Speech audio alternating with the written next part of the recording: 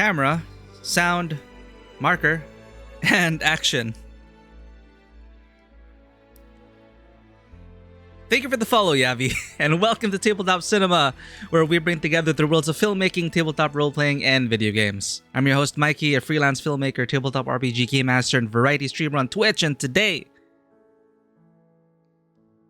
we return to our first playthrough of the Wuthering Waves main story. We are going to be doing patch 2.4 part 2, Septimont story part 2, featuring Lupa,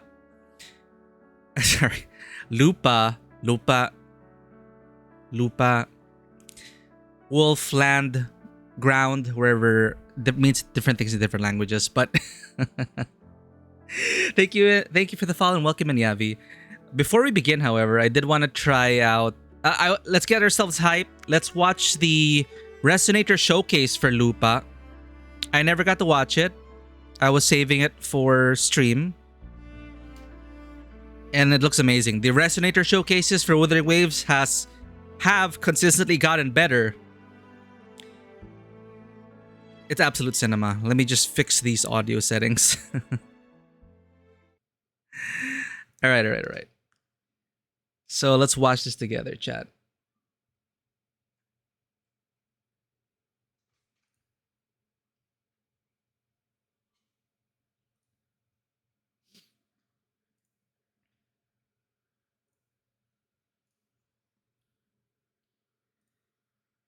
This is also going to be kind of like a little recap for our first session with 2.4. From what I know, there are bits about the match fixing here and there, about the Colosseum, about Lupa's character. So in a way, it's kind of like a window into the life of a gladiator in Wuthering Waves. Because this region, Rinascita as a whole, inspired, strongly influenced by Italy. Ragusa was very much Venetian. This one, I believe it's definitely Greco-Roman in territory. I mean, Colosseum, gladiators, come on. So here's a glimpse of it, chat. Wuthering Waves, Resonator Showcase, Lupa. Victory. And the match rages on with yet another outstanding performance from Lupa. The power of Legion is on a roll. Can anyone stop their relentless streak? Ah, yes. There has to be gratuitous booty shot. Okay, eyes up here, chat. Ladies and gentlemen, the final showdown is upon us. I don't have light sticks, chat. The only gladiator Lupa. Lupa, will your injury from the last match affect you in the next round? Lupa! Here, have this. Injury. I'm sorry, your hand. If it wasn't for me. No big deal. Once I'm in the arena, I don't even feel it. Lupa, with your partner's lackluster performance, can the Bow of Legions keep its streak alive? The house is considering replacing me if I don't meet expectations. I believe. She'll give it everything she's got. And I'll be right there. You really got to handle with lighting. What are your expectations Really impressive. for this match, Lupa? There's only one. And that's to make it a fight to remember. And now, let the match Fight! Lupa leads the charge, dialed in and ready for blood. The amber closes in, but Lupa shows no real caliber with the same fire. God damn. Outstanding! Not even 10 seconds in and she's already spotted the other pink swinger. The Bow of Legion is on fire. Will they pull off another miracle here? Down, right back to Lupa. Her relentless strikers have the amber on their heels. The tide turns and Lupa's momentum is shattered. It looks like Albina can't keep up with Lupa's onslaught. Pull yourself together, Albina. I'm sorry. The amber retaliates. What will the response be? A beautiful aerial assault from Lupa. They're back in the top. This could Do be it! it. Now! What's going on? Albina's just standing there. Albina! Was she paid to throw the fight? Lupa's perfect organ slips away again. Looks like she's in for a tough battle now. Albina! What are you? I'm sorry? Or, well, I mean, if the lip sync is in Japanese, maybe. No. Silver is calling for a timeout! Hold! Ooh. To be called off immediately! Wait, the hunt has already begun.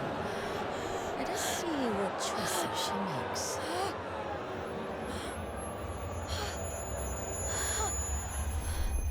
If this isn't for you, then get out. You're a disgrace. That transition, like just little things like that. Again, I just gotta hand it to the cinematics team. I did say they're getting better and better, right? Sorry, I will just continue, but here, the simple language of cinematography here, just trapping this person in the frame. She's literally trapped by these elements and these weapons, intimidating these mysterious, ominous figures in the foreground, just keeping her away, keeping her isolated. And then they transition to this, another classic shot. You've probably seen this a lot, especially like in Up, for example.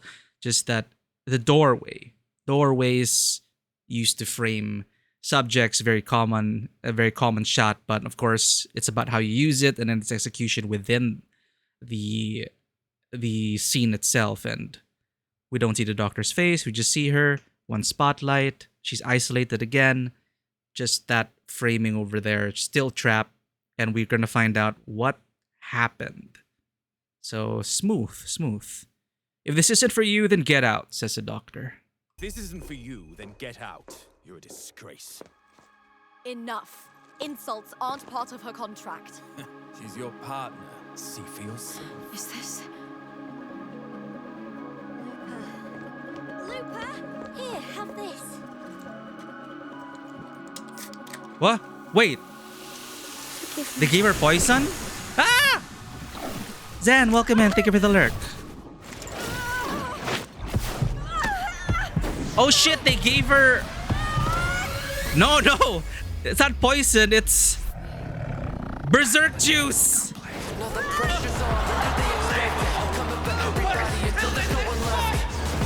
Oh shit, it's the soundtrack. You didn't honestly think I was going down like that, did you? Impossible. How did it wear off so fast? This Oh no. She fought it.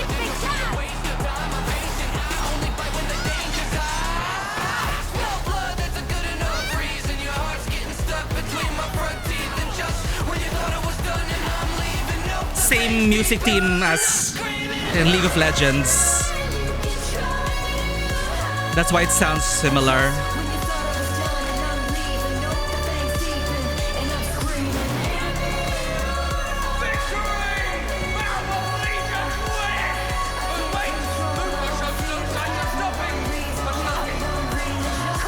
Oh no. Ah! Well, that's what she gets for poisoning her. Expectations for this match. So she fought through the poison. I want to be like this light and make the arena shine even brighter. Gladiating should shine with the same glory as this city. But you tarnish its glory.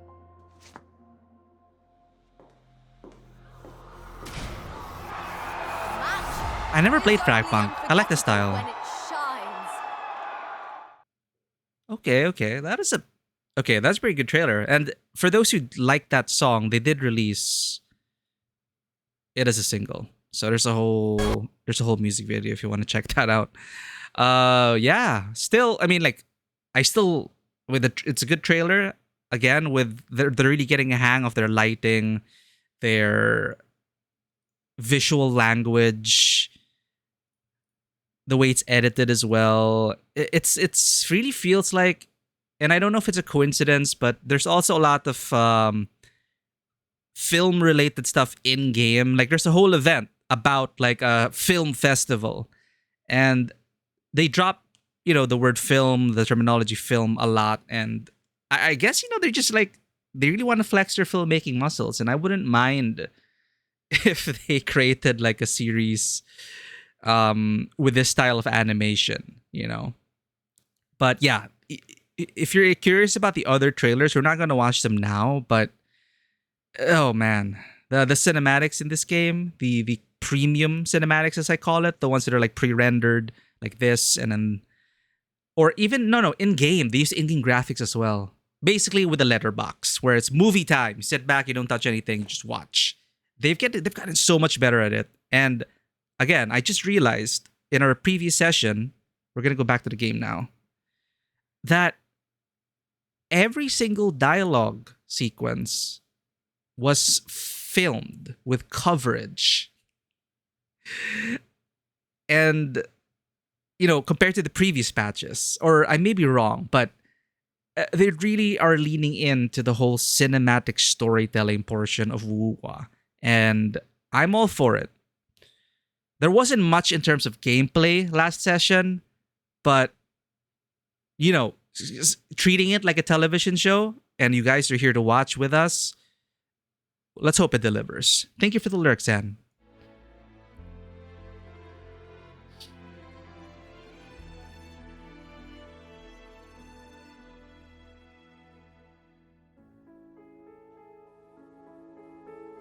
I'm just crossing my fingers the game doesn't crash. Because a lot of us users have been encountering problems with ray tracing on NVIDIA drivers, app problem, Windows 11, or all of them, just contributing to the chances of an error. But they are reproducible. I notice that I crash more often if I use Phoebe because of it's an assault of ray tracing effect. If the scene has a lot of ray tracing in it, for some reason the new drivers just conflict with the game, and currently NVIDIA is working with Kuro Games, developers of Wuthering Waves, to solve this issue. There are reports that the latest graphics drivers solve it, but I don't want to risk updating yet, because whenever I update to the latest drivers, it's a crapshoot. This year is a crapshoot for NVIDIA graphics drivers. Let's be honest, chat. That is just me saying that we're gonna switch teams. I love Phoebe, but I don't want to crash the stream. Phoebe, so adorable, so squishy. We want to immerse ourselves anyway, so... Oh, chat, we got her. I'm still building her though, but I have the quote-unquote best Lupa team, so... Changli and Brandt, I did enjoy playing as them, but Lupa is supposed to really help round them out. And of course I got the swimsuit skins because, I like this game. So... Let's go with our Carlot, Chacona, Cartithia, Rover team.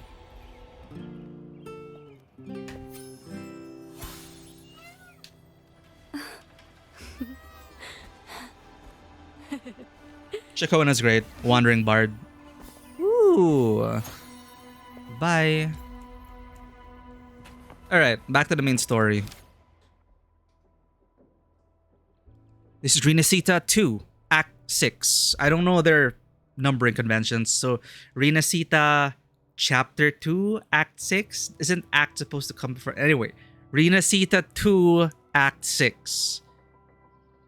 Even when divinity remains silent, I think it's like the overarching story arc right now. And the quest we're going to go to right now is Flames of Heart. Go to the arena and meet with Lupa. The curtain has fallen on the grand competitions. Don your medal and travel onward to the Vale of Glory, where you shall make a decision that may change how the story goes.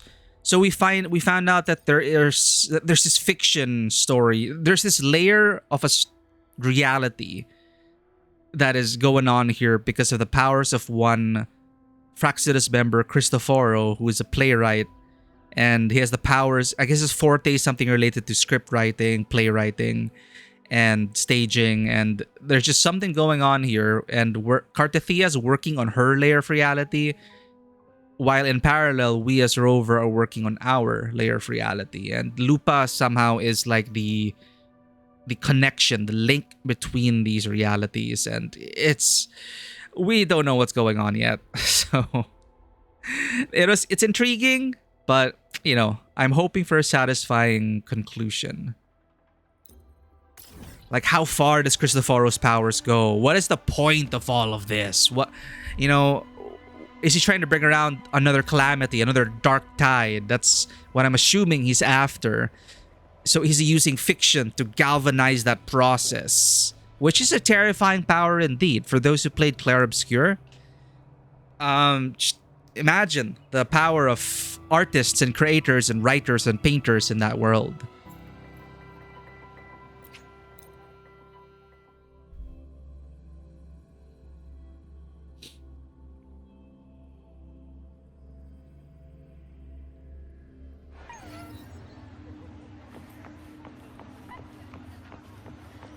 These Tadas are quite adorable, I will say.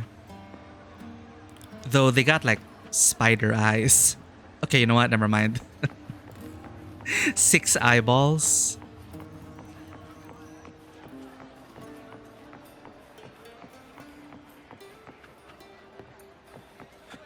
Rover really needs a change of costume.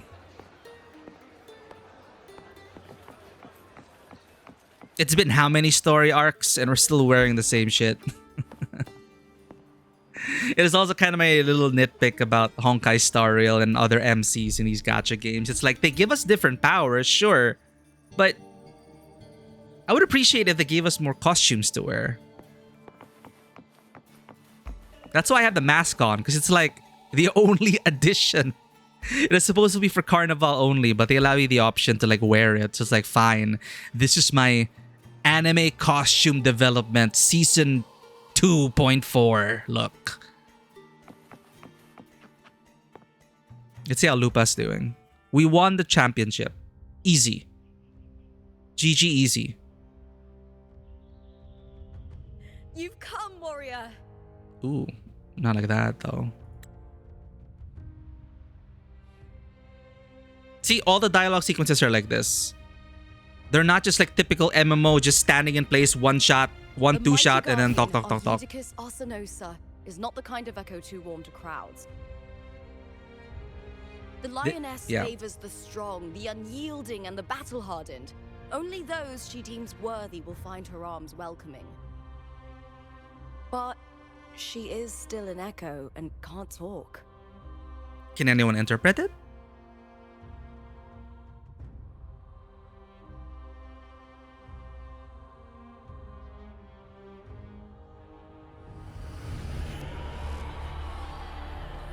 These sounds.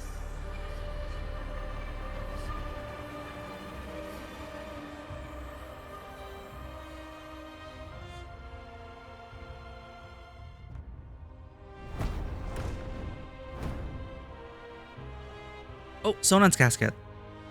What is it? Did you feel something just now? I only heard strange sounds. Tell me, what direction did the lioness just look toward? The Veil of Glory.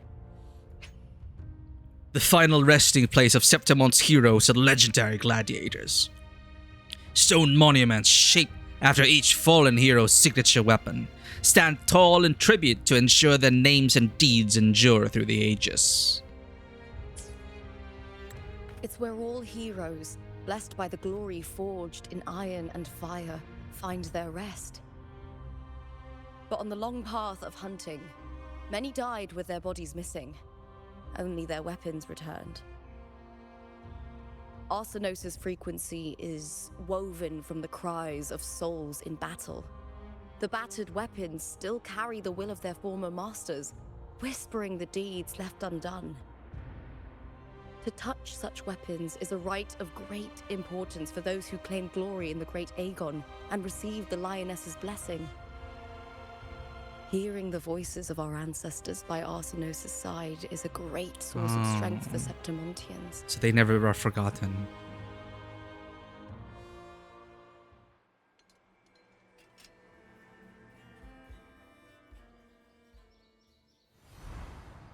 Before meeting Buling, when I touched the echo in that village, I felt a layered, indistinct frequency. It was like what Abby described on our journey to Septimont, but the source eluded me at the time. But now, I found it. Oh. The source of that power lies in the Veil of Glory. The closer the lioness gets to it, the clearer it becomes. She waits for us there. Shall we go together? Yeah, we're both champions. I'm both not sure if champions. Septimontian rituals will interest you, but you might uncover something useful, no? It's a date then. I'm happy to go with my fellow warrior. We have those best Perfect. friends Let's forever head out. half medals.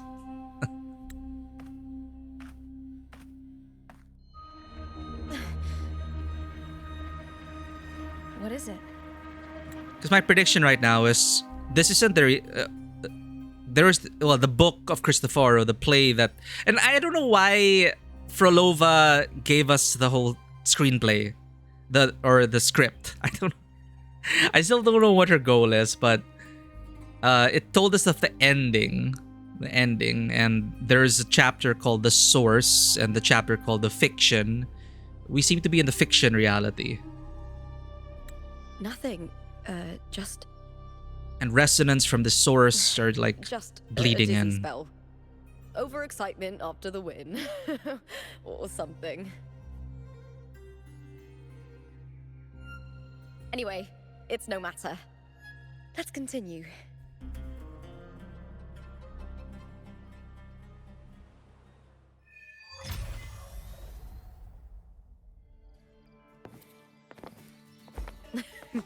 These days. Oh, she have been a talks. I was about to feast of fast travel. victories. Becoming champion, the glory. Oh, all thanks to you.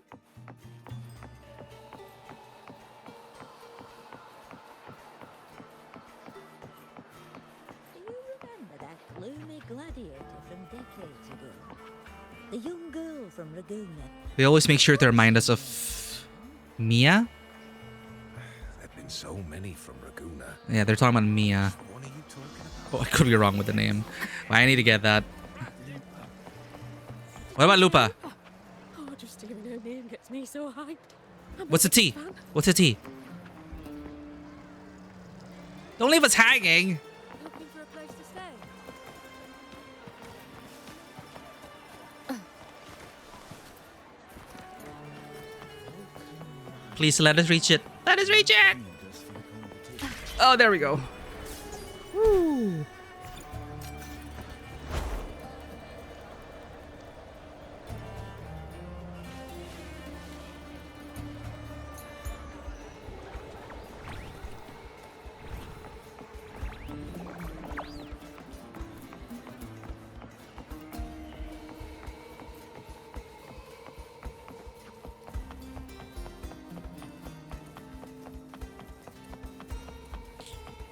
So we're gonna go fondle some weapons. Strange.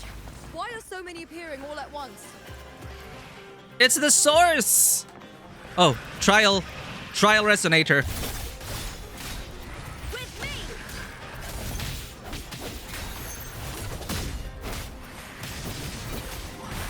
Damn, I love her animations. Glory is upon us! Freaking Final Fantasy Dragoon moves. Sign me up for more of that. With me!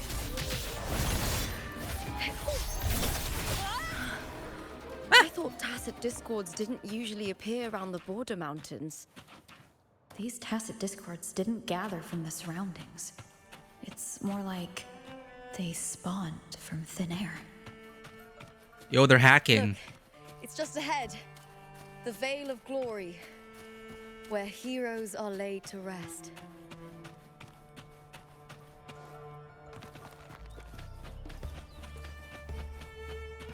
Phoebe risks crashing her game with ray tracing on, but I gotta admit, Phoebe is the best at world traversal.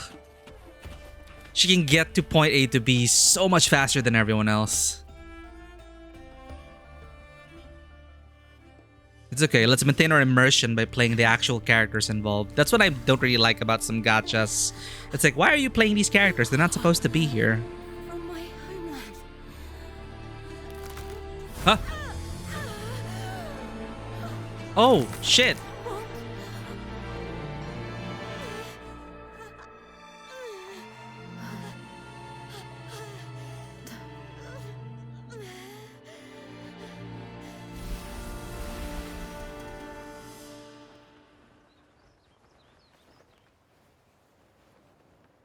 That girl just now. That was Mia. The closer to the Veil of Glory, the more the normal world and the anomaly overlap. Yeah, there we go. Whatever lies ahead must be the key to all of this. I'm telling you now, Rover. This isn't the normal world. We are the anomaly. I need to rethink everything. Septimont, Lupa, Cardathea, Mia, the Lioness of Glory. All of it. It's a summary for those who haven't played in a while. Cardathea arrived in Septimont alone, not waiting for me or attempting contact. Yeah, why? Something must have happened to prevent her. If something cut her off, aside from the Fraxidus, it could have only been the Threnodian, which should be dead.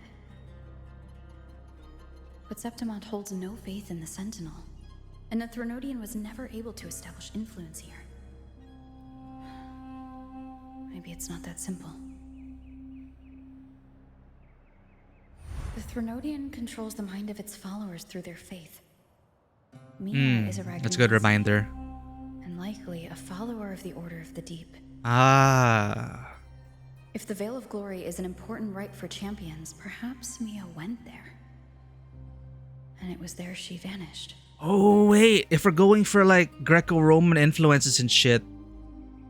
Alright, next prediction. The Threnodian used her as a Trojan horse.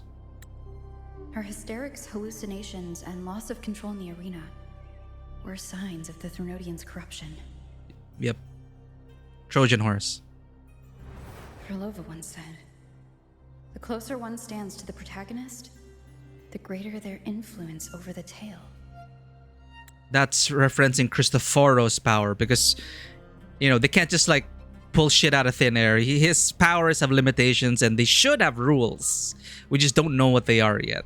So, Frolova's been helping us for some reason. According to her, she says she's bored of being our enemy. It's like, I'm bored of being your enemy. Here's Christophoros' script. Because you're not working together. They had a falling out. So, if these are Christophoros' rules, he has to assign someone as the protagonist. And thus, they will have also more influence in his story. In this great Aegon, Lupa is the protagonist. Mm-hmm. Years ago, it was Mia. Now I'm seeing Mia's image flicker in and out throughout this journey. If the Mia I see is under the Threnodian's control, does that mean securing the protagonist role is key to its plan? Oh, okay. Yeah. And if we're gonna go with the Trojan horse thing, they're saying the spoiler is Lupa is going to bring the next Dark Tide. The game gave us that. I didn't reach in game. Frolova spoiled it for us to warn us in a way. When I first met Lupa, I sensed what felt like Cardathea's frequency on her. Later, I also felt the Threnodian's presence. Did they cross paths? If Cardathea is part of this story, the likelihood is high. Could Lupa have forgotten? Did they meet without realizing it? Or is she lying and already under the Threnodian's influence? Was Frolova telling the truth by saying Lupa would bring forth the Dark Tide? Or is she just another one of its victims? This is a helpful summary. Recap. All right, back to the story. Is something wrong? So we're just talking to the audience. We needed to catch up. Or something you want to say? You were my sister, Lupa. You were the chosen one. Trust her, speak your mind. Doubt her, tell nothing. Trust her. Blech, exposition dump. I'm sorry. I don't recall crossing paths with Cartothea, but you could be right. I may have and just forgotten about it. These past days, there have been moments when I feel lost, forgetting what I was doing a heartbeat ago. Cyberpsychosis. I don't know if it's the Threnodians' work, but if something is wrong and it's trying to twist my mind,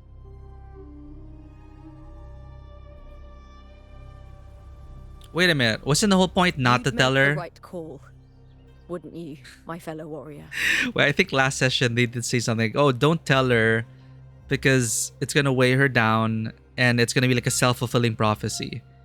Which is why you never all these ladies in the lake.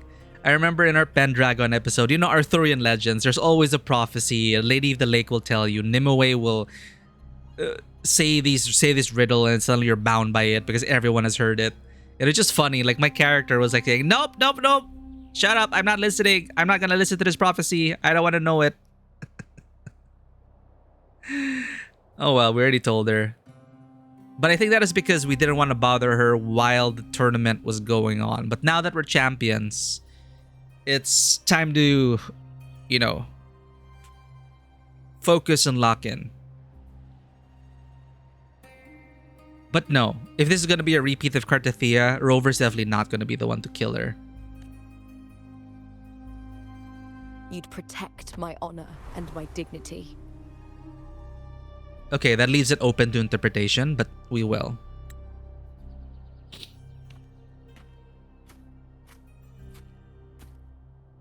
There's more at stake than that, Lupa. I've heard the Septimont saying, all for glory, fear no death. But sometimes, living takes more courage than dying. Ooh. Lady Arbiter words. Well then, that'll do just fine. I trust you, warrior. Just as you trust me. Winky face. It doesn't matter if the story's end is already written or yet to unfold. I'll trust my own judgment to guide it where it must go. I'm also appreciating that they're finding different ways to call Rover, because honestly, chat, I do not like the name Rover. You know, in these games they give you like, if you're Commander Shepard, they just call you Shepard. You have a name for both genders. Then you have Traveler, Proxy. But here of all things, they go with Rover. Captain, Commandant, Rover. Vivi, welcome in. Let's find a cat for you. We're just continuing the Uwa story today. I think we're gonna finish Septimont today.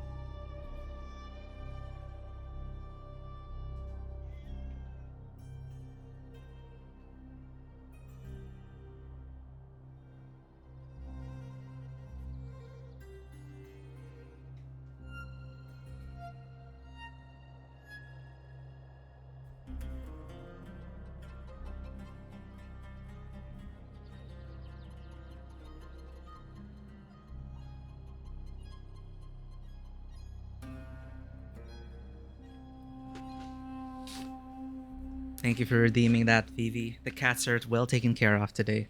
I appreciate it. And welcome in. Hope you're able to see that. Were you able to see the kitties? You're purring up a storm, as is expected. How are we doing? How are you doing? We're doing okay. Existing. Surviving until the next day, you know. Enjoying video games. Keeping it... The streams helping keeping us sane. You know how it goes. I've been enjoying this patch, though. Not as much as the... Like, okay, fine. It's a different story. It's personal preference. But I'm really, really, really impressed by how much they have improved in terms of their story delivery. Now, the content, beauty's in the eye of the beholder, but their delivery of it is night and day from when they first started the game. When they got into Rinasita, it's like they got a whole team of filmmakers to help bring all these dialogue scenes to life. So good.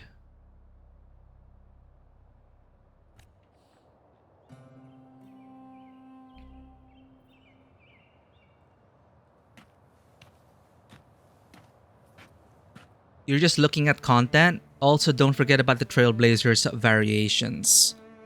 Oh, were you here when we were talking about how I wish they would have costume changes? Because there are also variations for this. It's the gotcha trope. Let me be there for everyone as we head toward our shared future, leaving the past behind. How do I even change my switch? Wait a minute. Dude, I forgot how to switch my element. Wait. Oh, here. UI design. It's so tiny. Look. There, see? We have 3 elements. But that's it. We just get some glowy lights to remind us, oh, you are now a Havoc.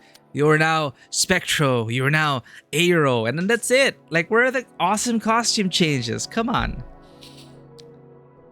Weiss and Bell are called by names. Yeah. And see, and that's good. Proxy, Bell, Phaethon, they gave us canon names. Like, sure, if you're going to give us a canonical name, for the sake of the voice acting, I understand that. Why Rover? Maybe it was lost in translation because we're supposed to be like a wanderer with no memories or something, right? But I guess the Lone Wanderer was taken by Diablo. Wanderer might sound weird if you say it too often. Wanderer, please come here. Wanderer, please do this. Nah, I don't think... Nah, it's not like Captain or Commandant or Proxy, right? Anyway, that's just me. I'm nitpicking. My headcanon is they call me Miku. I hear cowering prey. Check this out, Vivi. It's a new character.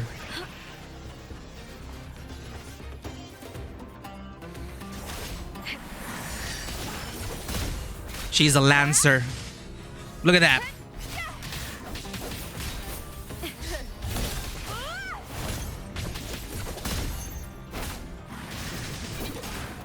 Fancy as fudge.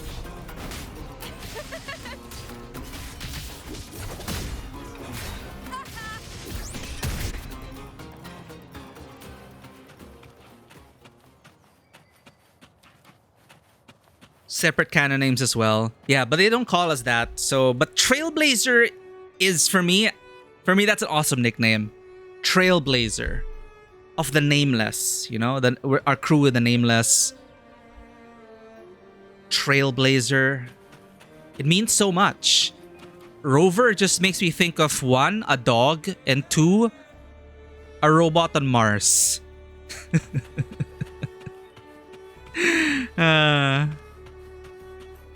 It probably sounds better in Chinese or Japanese.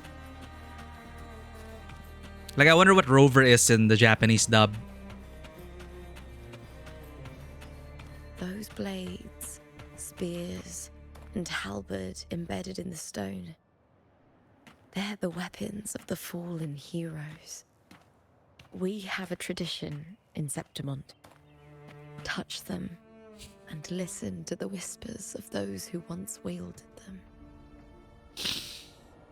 Yeah, this quest is about touching swords. Rusty spear? I'm gonna get tetanus. Why would we touch this? Stretching out your hand, your fingertips brush against the rusted steel. Don't do that! A deep, solemn voice hums from the spear's shaft. So phallic. Through endless battles in the surging dark tide, kin and warmth were lost, and all softness and love faded away. All that remained in his eyes was the sight of white flowers blooming across barren fields. Is that like an Elysium reference? Wait! No, the reference... Gladiator! Oh, it's a reference to Gladiator, right? It's precisely that. It's a story. Inspired by it. Well, it's very general. Whatever. Thought you were gonna mention the Muppet Trash guy from Sesame Street. I didn't grow up with Sesame Street, so... I believe you. There's a guy in a garbage can or something, right? Sounds like your Friday night. Ooh. Dare I ask? How fragile, how beautiful. He sighed as his skull was crushed under the tacit discord's weight. He had flashes of Elysium before his skull got crushed.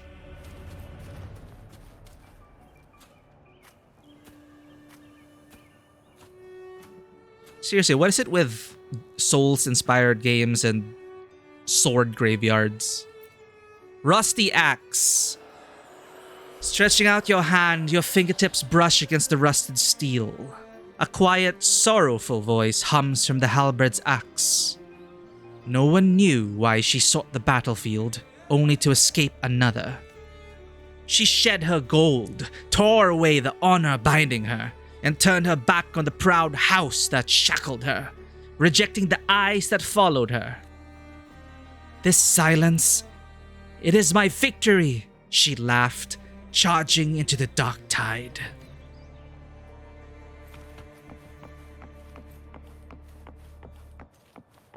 Oh, we were here before. I was wondering if this is going to be quest relevant, and apparently it will be.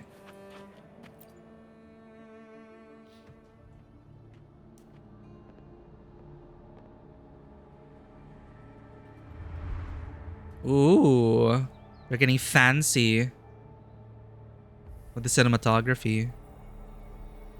Yup, I think they're committed, chat. Confirmed. They want all the dialogue sequences in 2.4 to be shot like this, with full coverage. Props to Kuro and the cinematics team. Thank you for the lurk, Vivi. Who did this blade belong to? This is Hercules' sword. Hercules? You remember the waters of the upper city, right? You were looking for Cartathea. Hercules was the one that the statue was based on. Ages ago, the dark tide bore down on Raganese.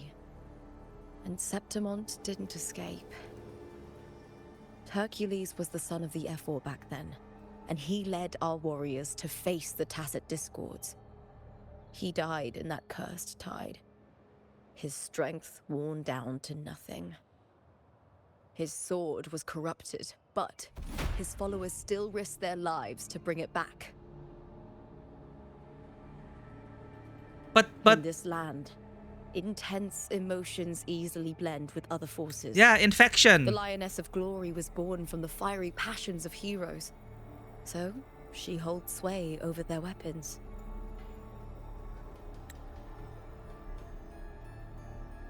Back then, this sword was growing more sinister. Yeah, exactly. Corruption.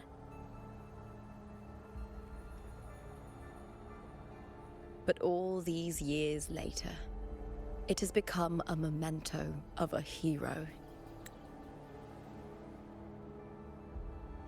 Sus.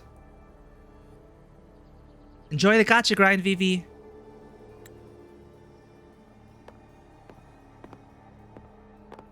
I always make sure to do all my dailies before stream, if I have time.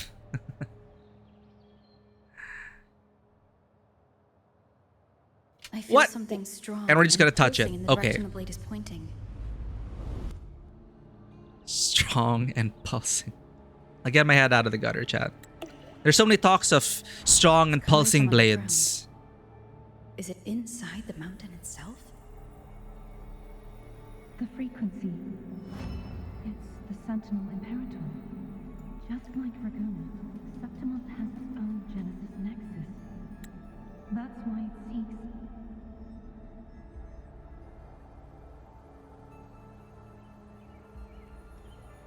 Please remind us what a freaking Genesis Nexus is again. Of all the things to have tooltips, why doesn't this have a tooltip?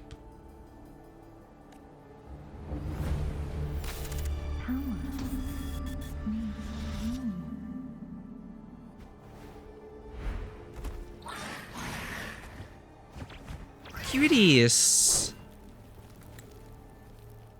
Oh, the corruption.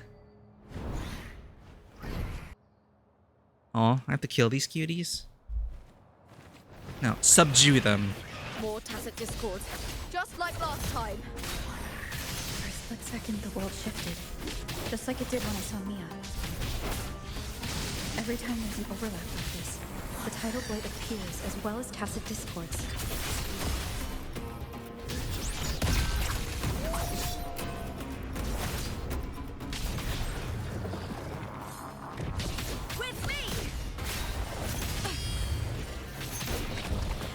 Did he parry me?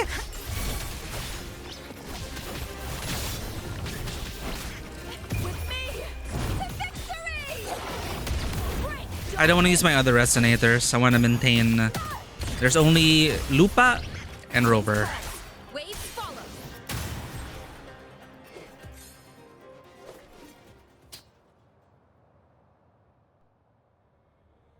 The tidal blight. It's an outgrowth of the dark tide itself. Why is it suddenly appearing like this? We'll clear it out first, then check if that sword is the source.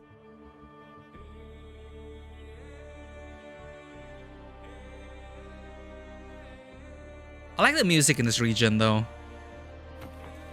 Very different vibes compared to Raguna.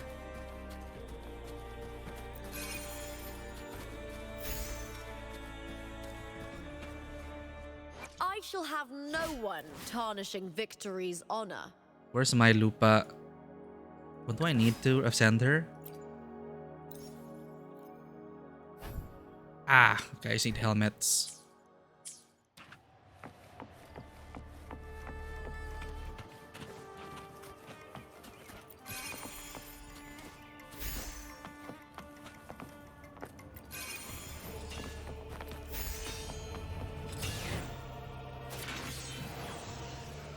Break.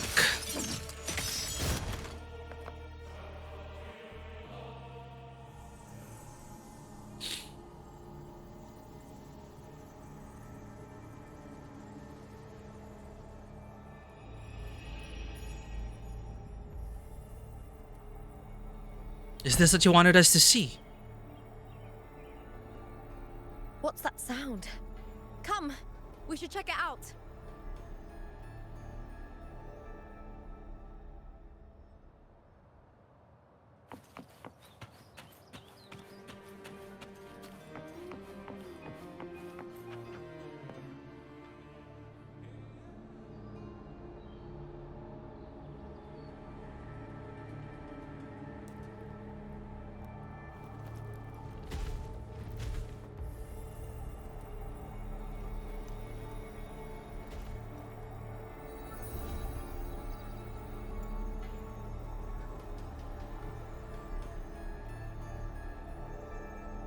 Don't we have Abby to translate Echo for us?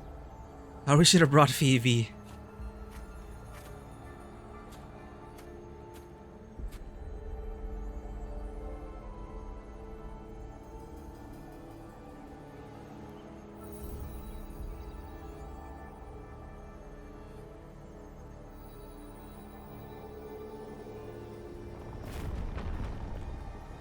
I'm guessing our past is involved again.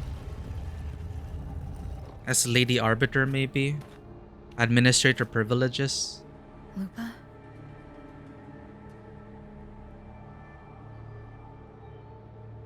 This doesn't feel like the first time I've been here. Let's go. I feel like we're dragging around a dark tide bomb. And that is Lupa.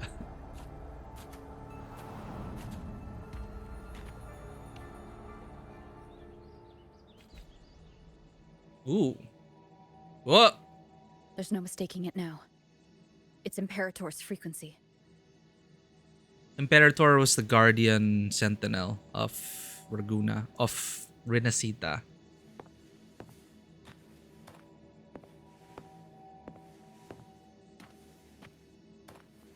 So people are also saying that this is, this world is called Solaris 3.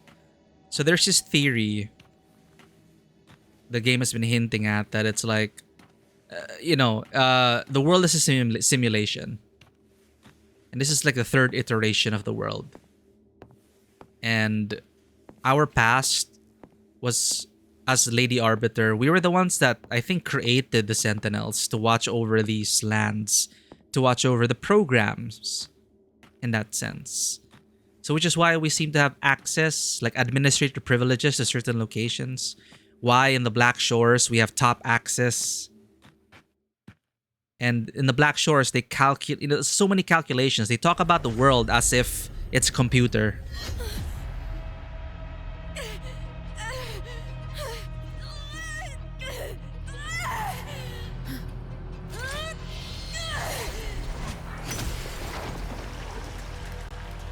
What have you done?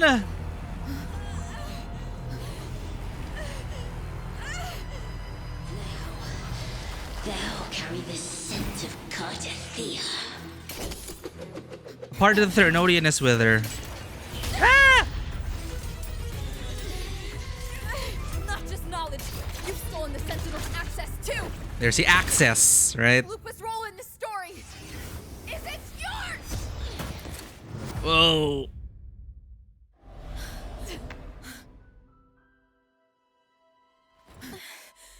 This bridge reminds me of the Star Wars place. What did they call it? Contender Mia? It's the Thernodian. Lupa, this is something only you can do. Like the worlds between? Tell me what I need to do. Read the script. Adapt as required. What? I believe in you, warrior. What?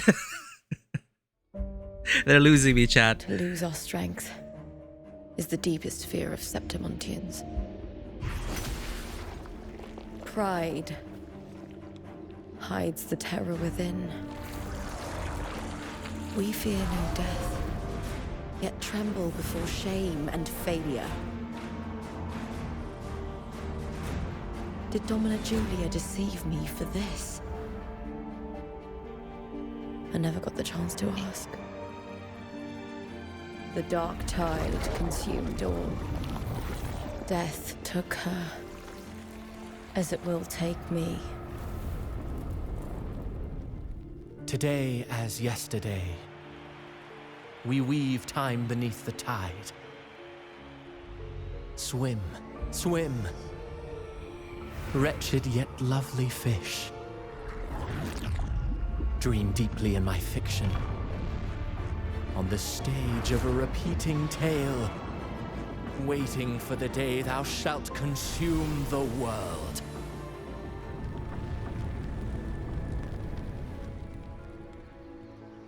O righteous one, I shall depart without a word.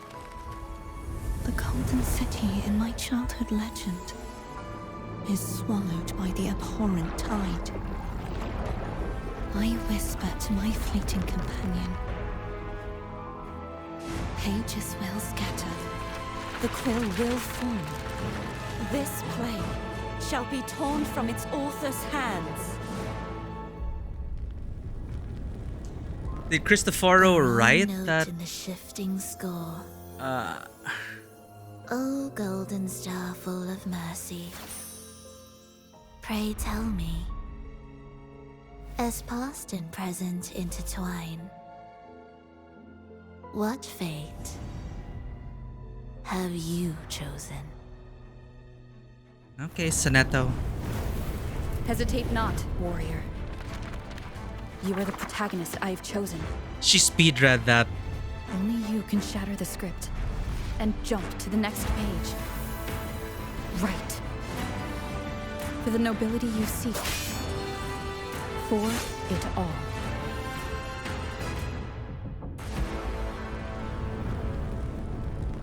Yeah, that Nexus place reminded me of that place in Star Wars that is like in between all the worlds and timelines. Somewhere in the Force. I forgot what they call it.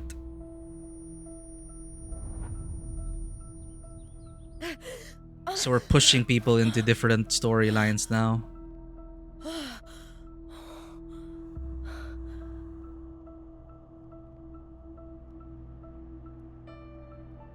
A dream?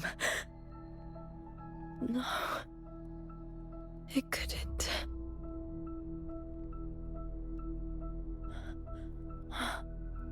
It's no dream.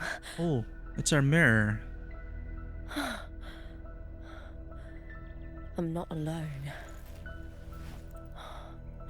The warrior put the hope of change in my hands. This feels good. Not standing there alone on the champion's stage. The warrior hasn't learned this yet, but I now remember traveling with Cartathea. I can't be in the real world. Yo, okay. I'm really finding this more intriguing because if Cristoforo is like Alan Wake, there is a literal dark place somewhere all here, and all these fictions are being spawned.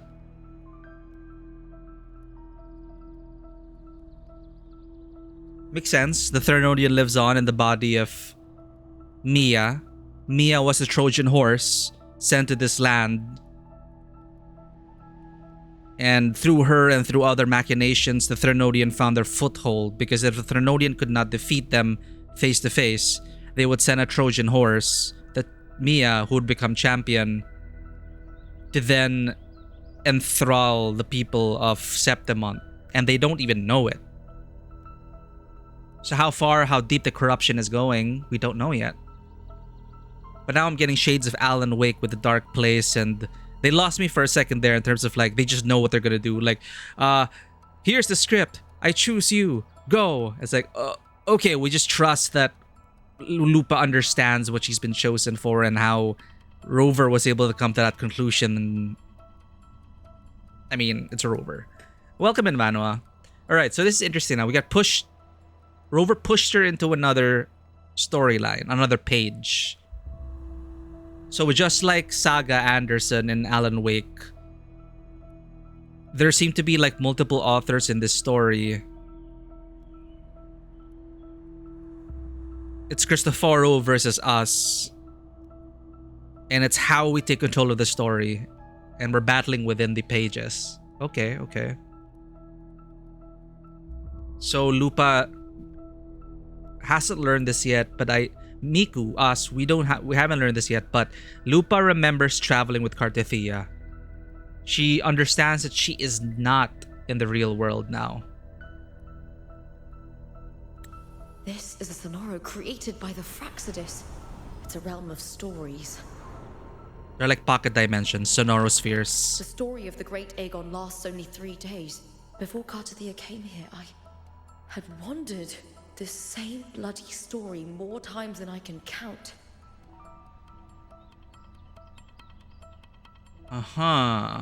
Yeah, just like Alan. It's like, how many times have you looped in this story? How many loops has Alan been through? The dark tide consumes Septimont, and that monstrous, half-human, half-sea creature grows ever larger. This is Scratch, the Thernodian. Thernodian. To feed it with Septimont's ruins. Okay. A script. Yes. This Sonoro is like a book of plays. She reads so quickly. Couldn't be me.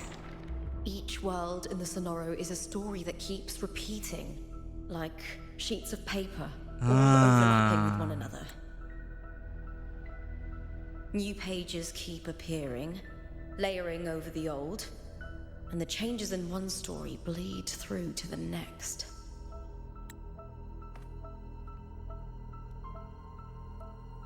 After Cartathea's actions, Septimont, once destroyed by the Dark Tide, has begun to return to normal in the story where the warrior arrived.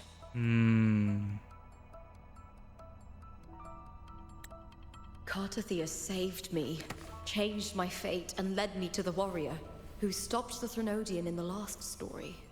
So in this time, I haven't lost my memory.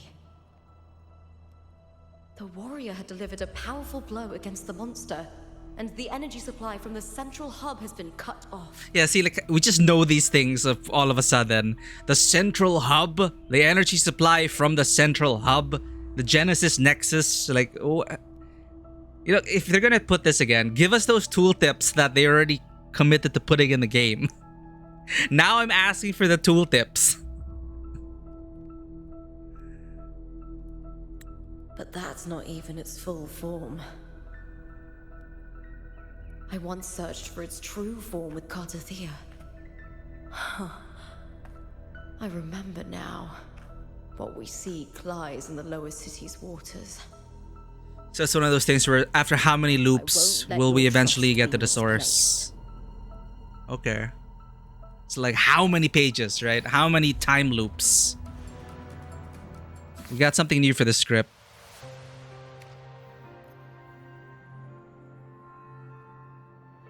Cristoforo probably didn't account for Frolova giving us the script. But she did. Well, he could have expected that because they weren't work anyway. So this is new, side by side. See, it's like it's the freaking, it's like Alan Wake. So okay, we have our source here, the fiction. These are the layers. Okay, there some of them overlapping, side by side. Finale's respite. I'll read this while we're going through the ad break.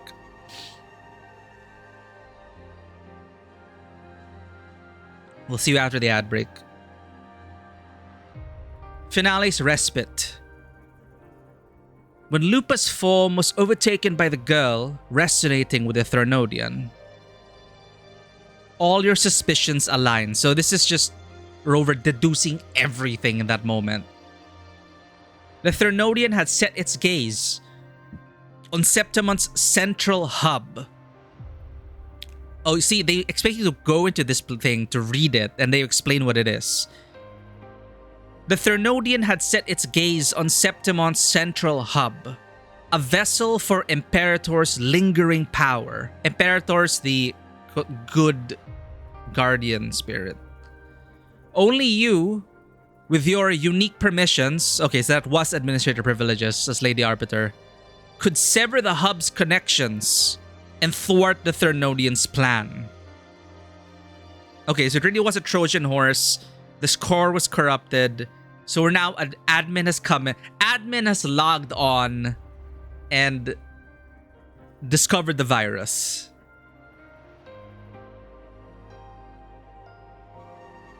See, again, like we were talking about how they do hint that this world is like a simulation. You make your choice in the flash of a heartbeat. You refuse to end the story by becoming the protagonist and murdering Lupa. See, there's so much in that cutscene that this is explaining for us. So, okay, it makes a bit more sense now. So, we were talking about how it might be a repeat of Cartathea with Rover. No, the easy thing is just to kill Lupa, and that's it. Lupa's infected, we kill her, done. But just like with Cartathea, it's a repeat of history. Probably intentional because Cristoforo's like writing it or something, right? However he found out about what happened, whatever. But it's a callback to that. And Rover decides, no, Lupa must survive. We're gonna go down the more difficult road. But we can do it. So she changes the protagonist. You refuse to end the story by becoming the protagonist and murdering Lupa. We refuse the call, as Frolova suggested. Instead, you place your trust in your fellow warrior and stay behind, trapping the Thernodian's essence within the hub. See, I would not have gotten any of this if I did not read this script. So it's absolutely essential that you read this. But show, not tell, right? But trapping the Thernodian's essence within the hub. So we sacrificed ourselves, pushed Lupa into the protagonist role, and we are there. We're in a way, like, again, the repeat of the same story threads. Cartithia was the one that locked herself in battle with the Thernodian to give the hero outside a chance. We're doing it again, but this time we're in the role of Cartithia, fighting the Thernodian, trusting in Lupa to make it back to us. How? What? Why? When? Where? How? In the next story, the lone wolf throughout this journey will repay this trust. In summary, in the final moments, Rover, that's us, you decide to leave Lupa with a seed of hope, and we repeat history with Cartithia and the Thernodian. And this is layered, so this is in parallel. We push her into another page. We're gonna go with pages, not timelines. We push her into another page. Lupa's eyes flutter open, her breath coming in ragged gasps. The sudden explosion of memories in her mind nearly made her choke. Because in the fight, because we have a remnant of... Why was this able to happen? Rover has a part of Imperator's power, the Guardian Sentinel, who can split matter and split energy and split frequencies, whatever. So we use that power to separate Lupa and Mia. Okay, that's what we did. Yeah, that was clear. We separated them. We kicked out the virus. So we sent Lupa virus-free into the next page and hoping she'll come back. Why didn't we just end it there then, if we can do that? If we could just... Why didn't we just fight the Thernodian then and there? Why did we have to do all this? Anyway.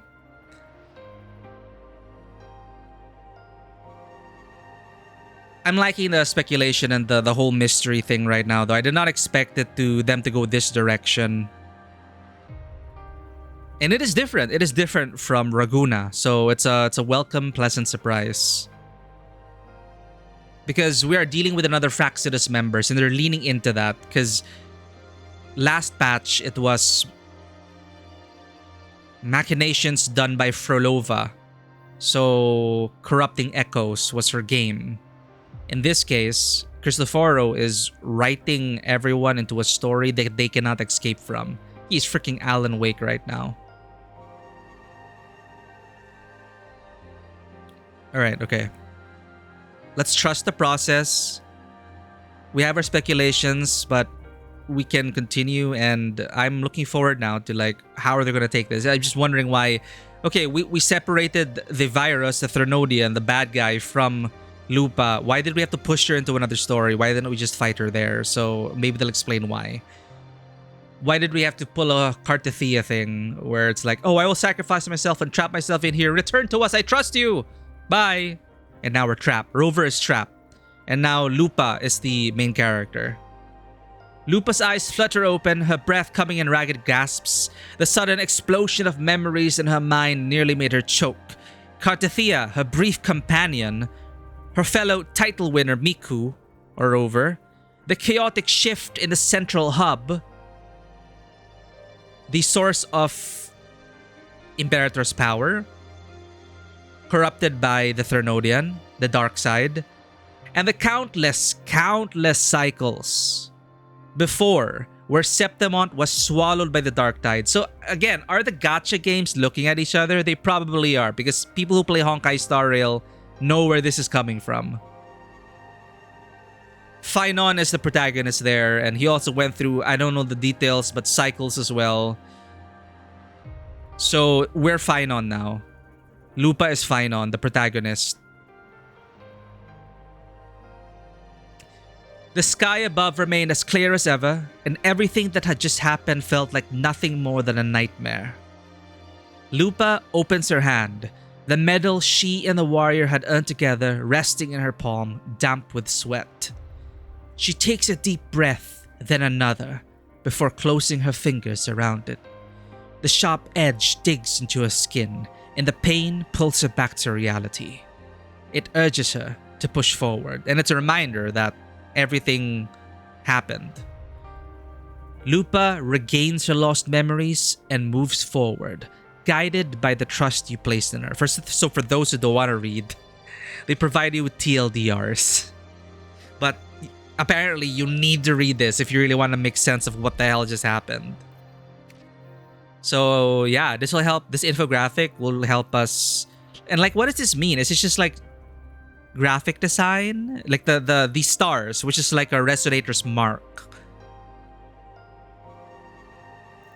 And these circles, like, what does it mean? Like, these are pages, layers of reality. I'm reminded of like levels, layers with the circles, right? And maybe this just helps us align our gaze. So like, there's nothing here, no pages here, just this. But then what about this? Anyway, I am intrigued, chat. I am intrigued. The story hasn't lost me yet. So to maintain the immersion, they give us Lupa to play as. That's good. We're in another timeline. What must we do? District of Septimont, submerged beneath the waters due to the dark tide. The dark tide looms over Septimont like a stubborn storm cloud. Is the warrior? No time to worry. I have to find the cause of all this, and quickly.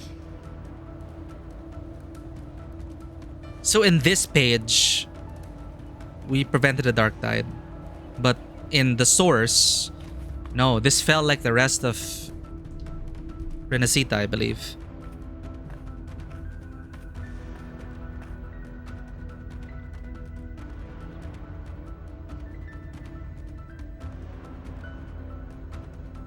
In a past story, I came here with Cartathea.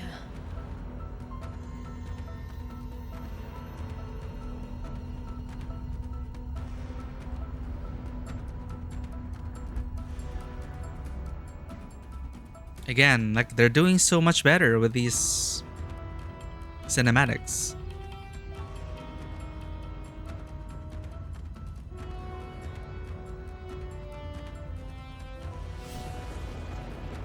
I really find that more engaging. The way they're telling it.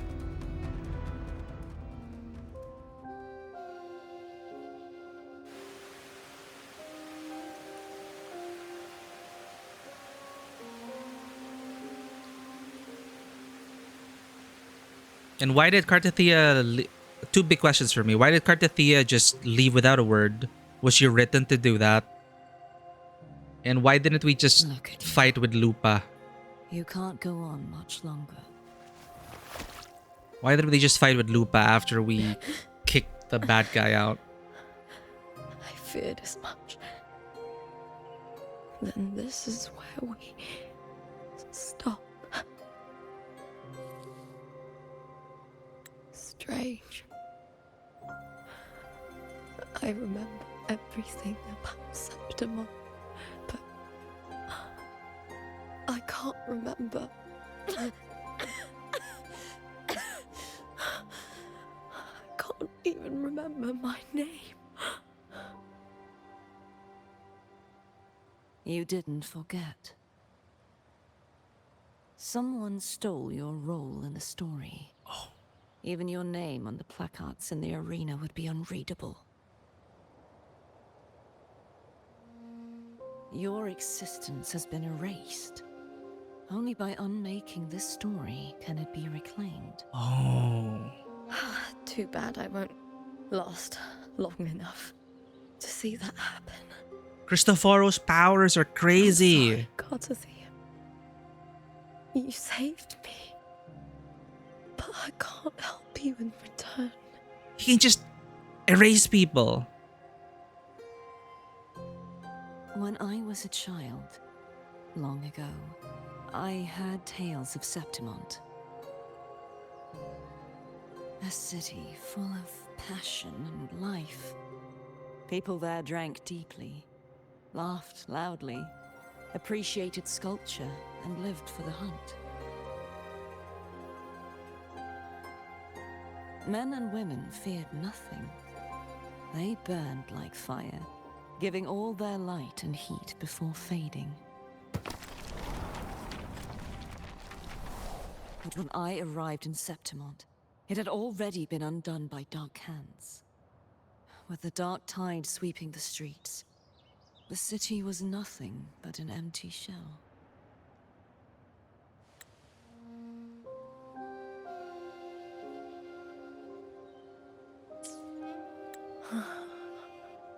That's right. My city is beautiful. When the autumn wind blew through the golden flags and wind chimes, time seemed to slow. The Leviathan. I will not give it the chance to make the people of Renacita weep and bleed.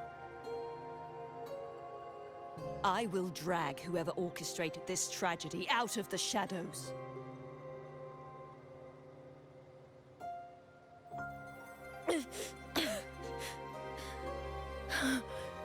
Septimont, can I leave it to you?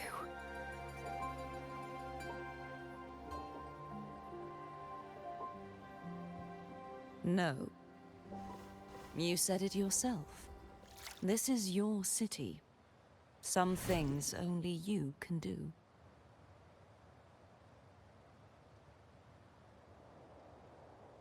The monster leaving its trace in the dark tide. I can feel it. Its frequency is similar to my own. The Threnodian created me to be a resonator for its power. But I wasn't the only one. Many vessels before me failed. Physaelius. You mean? There is still much I don't know. I'll keep searching. But no matter what, you have a certain specialness. Once I sought to end it all. Someone stopped me. Even a life mocked by fate can break its curse. Whatever you seek to do, whether you're weak or strong, you must strive for it. I returned to the world thanks to a certain person's help. I believe she will come here and reshape this twisted story. Oh, must be quite the person, eh? I wish I could meet her and see how she does it.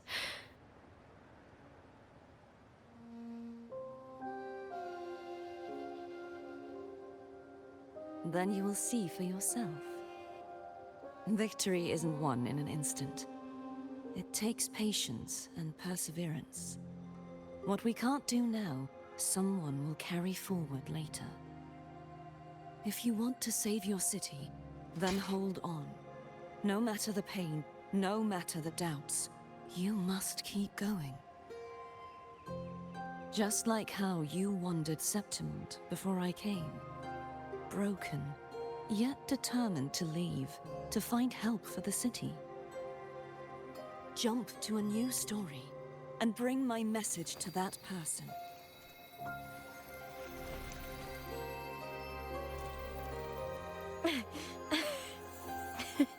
All right, Cartathea. I'll try my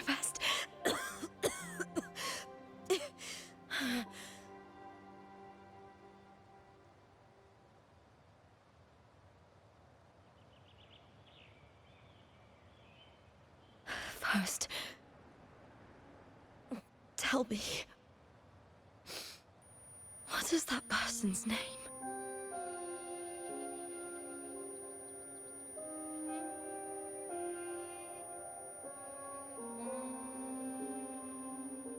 Lovely, but how do we have the power to send her to another story?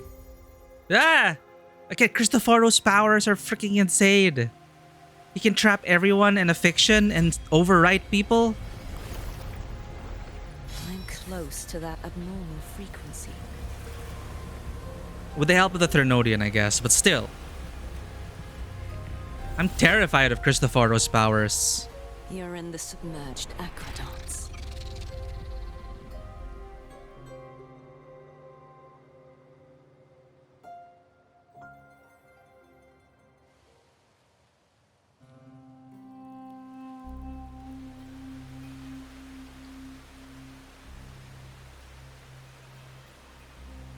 They're getting so much better, chat. Ah, can I get over it? Story is still like, see how it develops. But again, the way the production quality now, fudge. The submerged aqueducts. If anyone, I remember reading about them in the silver records. There used to be an underground waterway leading to the plains. if people are curious about Wuthering Waves, I wish I could just tell them, skip Huang Long. No. Okay, that's not fair. I think the game starts to get good with Chin-Chi's patch 1.1. But now, with the old district completely flooded, we can only access it if we drain the water first. Mount Firmament. I think people should be safe to start in Mount Firmament. I'm thinking about it. It's like, because the beginning of the game turns off so many players. It's like Final Fantasy 14 all over again. It's like, trust us. Get to the first expansion. Get to Heavensward. It gets good. And right now, Wuthering Waves is in its like Endwalker arc. It's in its Shadowbringer's Endwalker phase. So it's like, can I just tell people to like skip the base game? Anyway.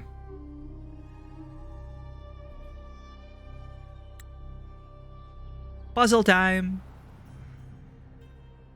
After my role was erased, Cartathea must have found the half-human, half-sea creature and the Fraxidus. How did they send you to another story? warrior, she chose to remain on the closing of that page to give new stories a fighting chance.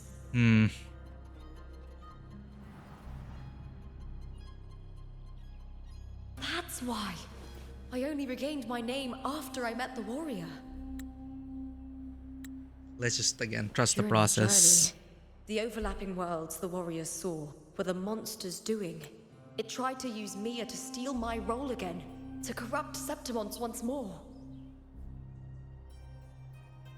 Okay. The overlapping worlds of the warrior rover saw were the monsters doing. It tried to use Mia to steal my role again. Through the other pages, maybe. Only I can erase it from this story. Only I can prove that I'm real and it is fake. Poor Mia, though. I believe Mia was real. She was another puppet of the Mia who Thermodian. vanished There. in the Veil of Glory decades ago. Poor Mia.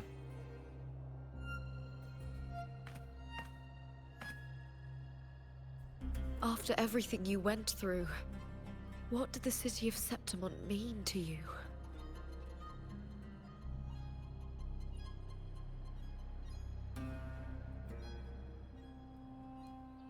Well, if her prediction was right and she was the Trojan Remember, horse, the it's entrance even to more the tragic. underground waterway is in the old district's bell tower. Of course. The Pretty upkeep water. of these waters always falls under the Silver's jurisdiction. Maybe I can awaken the sleeping giant of glory. In Septimontian tradition, when it bears its blade and watches over the warriors leaving for the hunt, all gates and passages open. That's convenient. Many of the old routes are blocked. but I can try draining the water through the remaining ones. It's worth a try. They probably what do I say? Oh, more to the story. They probably realized that part 1 was all cinematics, and they're like, okay, here's the time we tried to put some puzzles and gameplay in. But now it's like, do I want that? Oh, here, it's fleshed out now. Another, the search. So this really is Paramount. And I'm wondering, was this the best way to do it? For Frolova, like, they probably did the whole story without Frolova giving us the script. Like, my prediction is just that they were developing the story, all these layers, and then probably at the end of it, after a lot of playtesting and writer room talks, they're probably like, wait, it's just, how do you keep track of everything? And I don't know, they just made Frolova give us this so we can understand it a bit more, because yeah, again, it's like it reminds you of the time when people were really dissecting like movies like Inception, you know, in a good way. Like, oh, it's this timeline and it jumps to this, and then this was happening in tandem, and then remember 6 minutes is like 6 hours in the real world or whatever, and then all these theory crafting. It is a good time. I had fun with that, and I'm having fun with it here. So there's still some like bits that are like, oh, okay, they just know, and it's just, they just know what the right thing to do is, and it just happens, and they just know what to do. They just know how Cristoforo's powers work, because I sense it and they're there. It's like, okay, whatever. But see, we don't have anything in the source yet, which is interesting. That's what Mia is real. And now when we look back at it and look at the script again with the new information, we can see this in a different light. Mia heard those voices. The source, this is Patient Zero, this is Ground Zero, this is the Thernodian corrupting Mia and turning into a Trojan horse. And it's really sad because those voices, they reminded her of her failures, her lowly origin, the disappointment she brought to her fans. The Thernodian twisted her, corrupted her, and it exploited her weaknesses. So Mia's haunted by maddening voices that whisper constantly. So we can kind of assume there that this is the beginning of it all. She gets corrupted by the Thernodian, unleashes the dark tide. So the search. Katathea had roamed the desolate city with the gladiator girl for days before she was erased. She had caught a fleeting glimpse of the massive fish's silhouette, the Thernodian, and saved the nameless one from the dark tide. Katathea was certain this place was not part of the real world. But the widespread destruction had stalled her search for answers. The gladiator girl, Lupa, had forgotten who she was, but her survival alone marked her as extraordinary. Katathea hoped this very uniqueness might serve as a beacon to carry their story forward. Katathea could only keep searching. She had to find the monstrous half-human, half-sea creature, the Thernodian's abomination, its very sister. Katathea travels with the nameless one, Lupa, in the desolate city, searching for the abomination created by the Thernodian, the abomination being corrupted Mia. But again, it's like, why do all this? Like, why don't you just link up with Rover and beat the shit out of the Thernodian? It's like we're operating under Cristoforo's rules in his script, within his boundaries and limitations, and we're forced to get creative. But what has led Katathea and Rover to understand how his script works in order to counteract it? So we just gotta trust that maybe I'm just not getting it, or they're gonna slowly reveal that to us. Whether it's linked to Imperator, our administrator privileges, because that just happened. It's like the guardian echo of this land led us, the administrator, to help open a door with it to get to its core in order to kick the virus out and lead to another fighting chance against the Thernodian. So Again, we're special and we're administrator privileges and the world is a simulation. Okay. Cool, cool. Search Wolf's Companion. Source, Threnodian corrupts Mia. Fiction, page. Dark, page 1, like this timeline, Dark Tide wins. So the search. Next is okay. Now it's coming together. Okay, this timeline. What is Cartathia's current timeline based on our script? She traveled to the Nameless One, searching for the abomination created by Threnodian, which was the first scene in the story. Cartathia slices through the blue incubator in the darkness, her sword aimed at the girl curled within. She finds corrupted Mia, overlapped by Lupa, which was like, it is in media res, how they began 2.4, and we had a lot of questions, but we started with this scene. Then, Cartathia defeats the Guardian Arsinosa's fallen form in her timeline because everything was lost, corrupted. And the story was drawing to its close. This is the new page. Cartathia could feel the world around her shifting. The buildings, statues, and even the land itself were cracking like damp paper. But it no longer mattered. She had uncovered the clue that pointed to the one responsible and was heading toward the playwright. Scratch, Alan Wake, the writer, the playwright, Cristoforo. With more Fraxidus members lurking here, she was prepared for the coming battle. As for the rest, Cartathia had no doubt that Rover/Miku, we would handle it. She was her sword, and she believed in her completely. She is Zelda, we are Link. As the story nears its close, Cartathia sets off to hunt down the playwright who's behind all of it. Okay, that's what she's doing in her layer of reality. This is another page though. Doomsday, I think, is the darkest timeline. The darkest timeline where Lupa does not meet Cartathia. Lupa is swallowed by the tide's relentless churn. So this is the... Alright. Dark side wins. Cartathia shakes things up. We shake things up.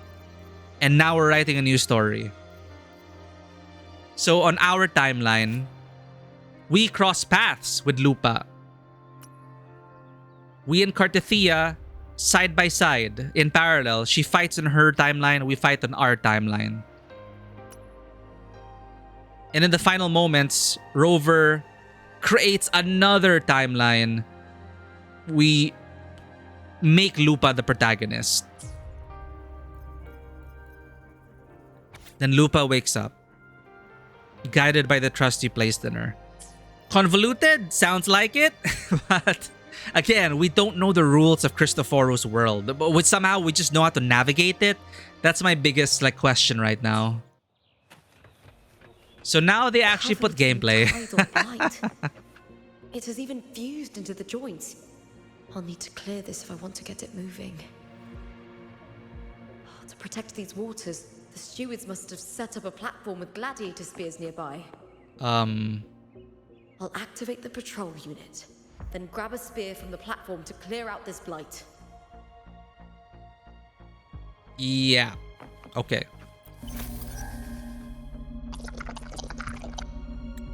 May applause greet you, Lupa from House Silva. Please wait. Retrieving gladiator spear. Happy hunting.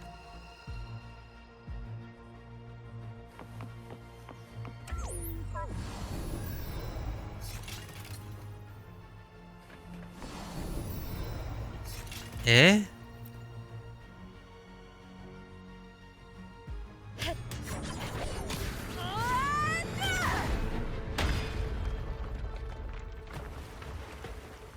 This is Septimont. I'm not gonna question why they make their mechanisms like this.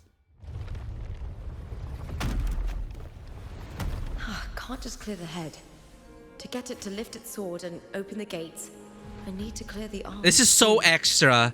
This is how they open their gates. With giant... giant statues. I hear cowering prey. But it's cool though. It's like it's walking while we're... They're not trapped in a cutscene. They're actually moving towards the door. That's pretty cool.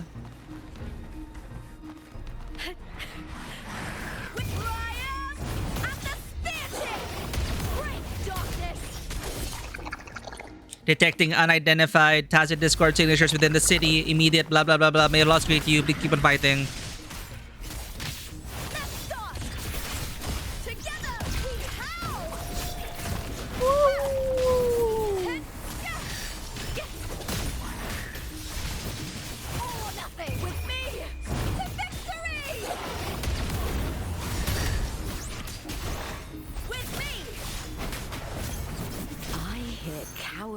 Prey. More, huh?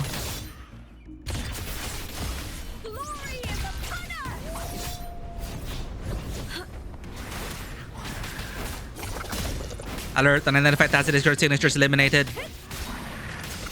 Thank you for your efforts in maintaining safety of the city. May the burning sun forever shine upon you. Typo.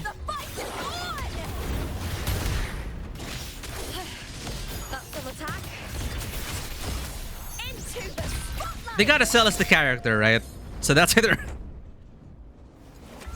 Oh, dude, I didn't know her spear bent like that. And she posts.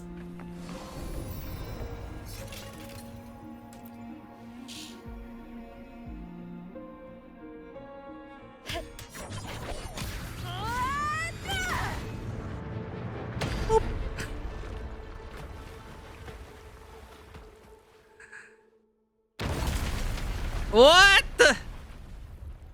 What did that building ever do to you? This is Septimon construction.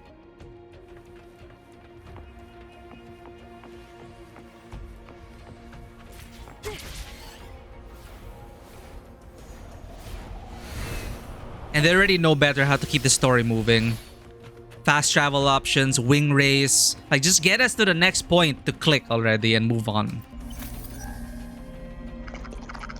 May applause greet you, Contender Lupa. Detected. Current location outside platform range. High risk of tacit discord threat. Maintain vigilance at all times. This cannot continue. This cannot continue.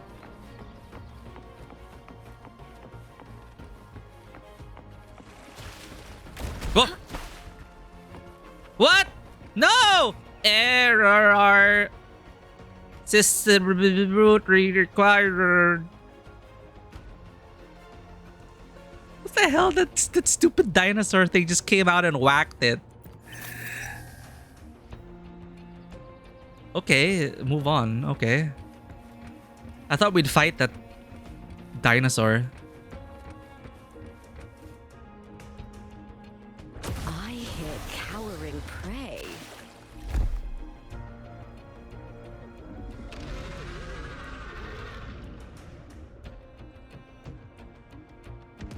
Here we go. One-on-one match.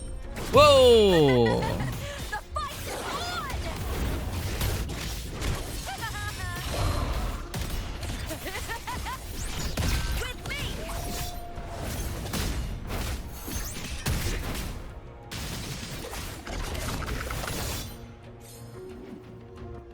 Your assistance is much appreciated, Contender Lupa. Happy ending may be shared with glory.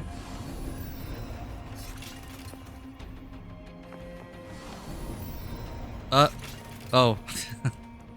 Well, I just noticed there's a HUD element there with like one eye open.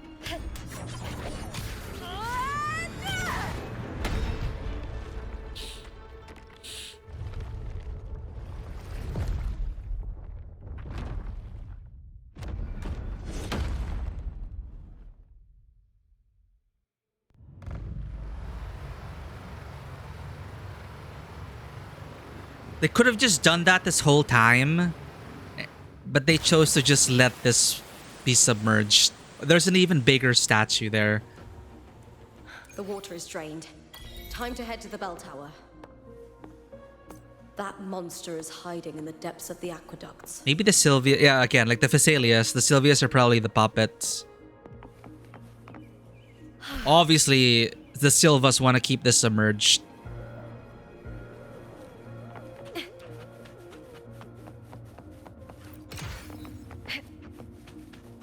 Oh, I have little ears.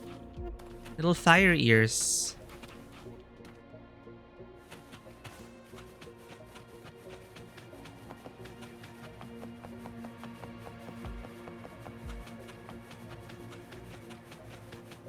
Why are we sprinting so fast?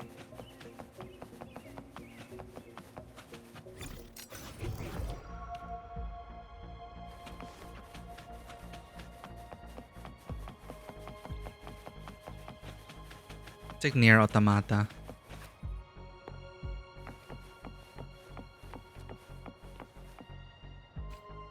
Oh. Take the elevator to reach the underground waterway. But there's so much to explore. Hello? Oh, we left the story. Not that page. Turn back. Ooh, ray traced reflections. I sometimes forget this game is on Unreal Engine. Anime games really shifted to Unreal, huh? In the last decade. It's like every anime game that's come out has been on the Unreal Engine.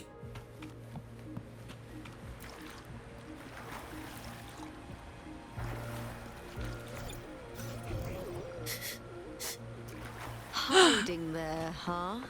Treasure! No. Maybe ignorance is bliss, chat. Maybe I shouldn't be scanning. Just this gate standing between me and the heart of the aqueducts. It won't open. I'll have to find another route.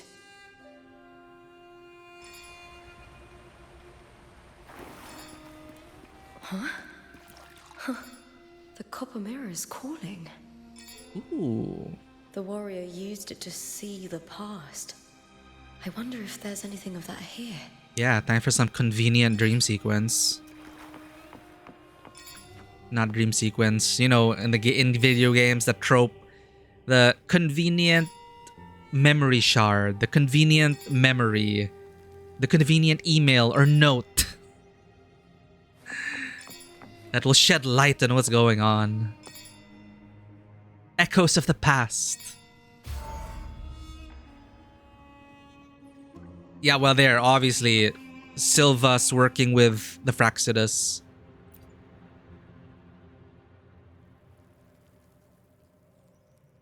I've already pulled that body from the sea.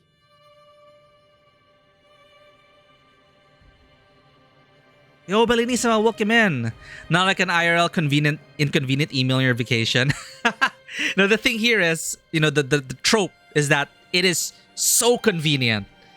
It's like, how do we tell? How do you reveal more of the story? Put an email in their way. This is basically like flashbacks. Put a flashback in their way to confirm to the audience that Julia, the House Silverhead, is indeed working with Cristoforo, the bad guy. It just so happens that this memory is in Lupa's way. At the right place, at the right time. I mean, it is what it is. It's just a lot of writers fall back to this trope of storytelling. And if you look at all, you know, if you look at all the other games you've played, it's notorious in the last acts. It's notorious in final acts where writers think it adds gravitas to the story, where almost always in the final act before the climax, they will make your character walk through a memory corridor filled with memories of the people you met along the way, and it's basically to clarify and to remind you, the audience, of the relationships and the story workings and everything.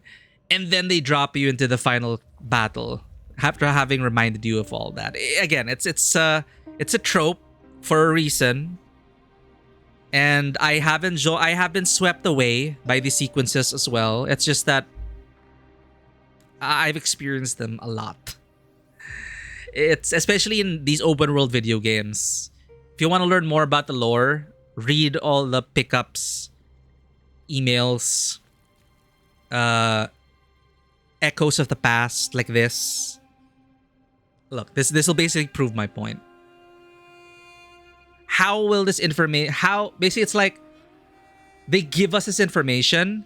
It's not that the character discovers it. It's just conveniently there in front of us. And we just so happen to have the mirror left behind by Rover. She gave us that mirror. And then now we're getting free story knowledge. So we didn't exactly earn this, in my opinion. So it kind of takes away from it. But again, I'm just nitpicking. But I do like picking apart the story. And it just shows that also that I'm really invested in it. I'm liking the mystery. I'm liking the layers. I'm liking the whole script thing. It's like I feel like I'm in Alan Wake again. And I really loved Alan Wake 2. I don't know if they were inspired by Alan Wake 2, but it feels like I'm in the dark place again. And very similar to Alan Wake 2 in terms of the number of loops. Loop, until eventually that one spark is all you need to break free and defeat the writer of the story. So, convenient flashback, Julia, House Silverhead, talking to Cristoforo, the bad guy. I've already pulled that body from the sea. Excellent, Domina Julia. Keeping Mia's one's body. word is the foundation of any solid partnership. Most likely Mia's body. I know. Septimonte's current effort doesn't quite heed the Senate's wishes, but we'll see to that. A cup of poisoned wine, a passing fly, a dagger. Fate strikes where least expected. With someone as clever and calculated as you at the helm, the House of Silver need not fear for its survival. It's like a basic villain motivation. It's simple. E4 versus Council. I do not work with you for our sake. I do this for Septimont. Some of us have forgotten the terror of life adrift at sea. To survive the tide, one must make the right choices. We'll speak of other matters later. But tell me, why would you want a dead woman who fell into the sea? Dead woman? Ah, you mean Mia? Indeed, she is the very heart of the unit I spoke of. The one we intend to build deep within these underground aqueducts. The unit? Alive or dead, her body holds the information we need. The Fraxidus' experiments here will continue for some time. Jeez, okay, we got some messed up experiments. In the meantime, covering up this little laboratory's existence will require your assistance, madam. Hence the flooding. Heart. That weakling's resonance abilities were meager at best. Her performance in the arena was nothing special. Okay, for context, you're talking about Mia. Mia became champion, but mysteriously vanished. Mia is an outsider from Raguna. We're in Septimont now. Septimont is like, imagine Greco-Roman, anime Greek Rome. Raguna, where Mia's from, is like Venice. Glad the bad guy is a cool outfit, but not lustable. Yeah, I like Cristoforo. And he doesn't... Like, I don't know yet, but I was expecting him to be the type to monologue for 10 freaking minutes to deliver one sentence of ideas. Which I find frustrating, but he's not hogging the stage. For now. And I appreciate that. He's getting shit done. And from what I learned now, experiment. This guy, his power relates to writing fiction. And I think he's trapped everyone in a time loop of sorts. So his powers as a playwright are also terrifying. So him as a villain, I find quite compelling. Mia is disposable to the oligarchs. I'm not. Most likely, Mia was the Trojan horse. So again, we're going with the Greek Roman themes. Bad guy. There's a bad, evil guardian spirit even beyond this guy, Cristoforo. Bad spirit infects champion Mia. Mia becomes the Trojan horse. Unleashes the apocalyptic event in this land. And here we are now.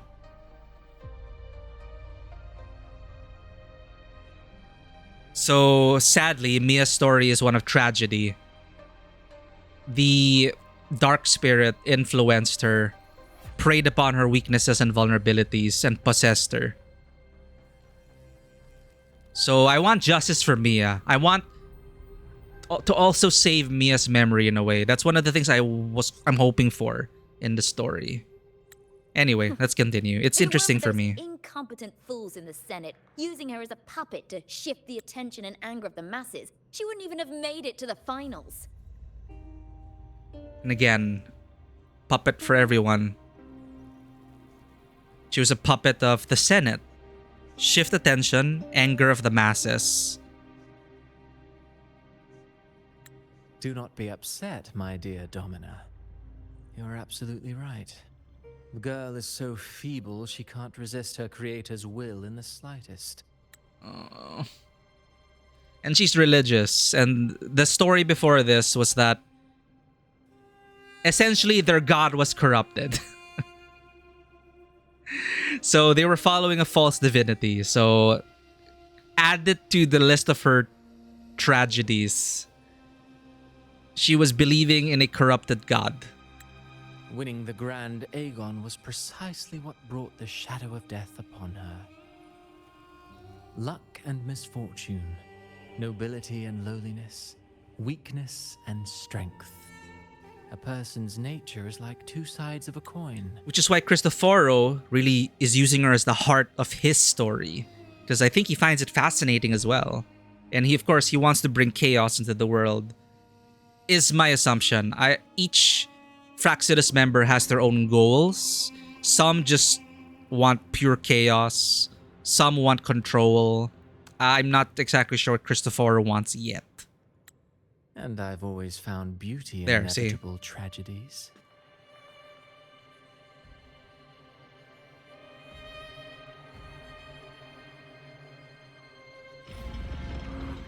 So Mia has been dead all this time. She didn't leave Septimont when she vanished. The sea took her.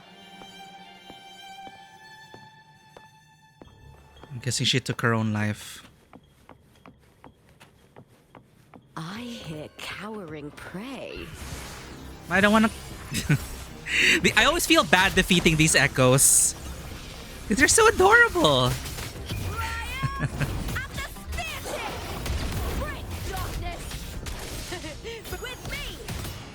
So this is Lupa, the one half of the current champions of the Colosseum.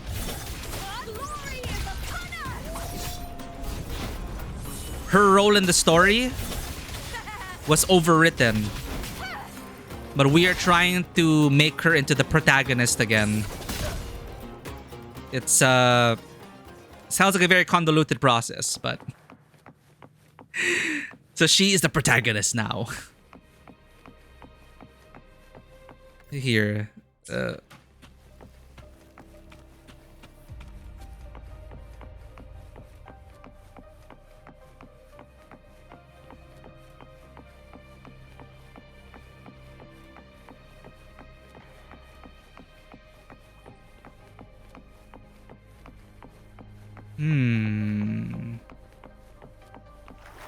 I hear cowering prey.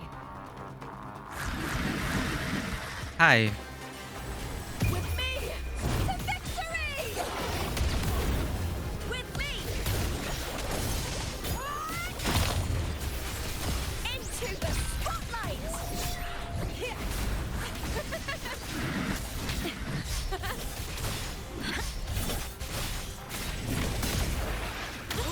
Now's the second half.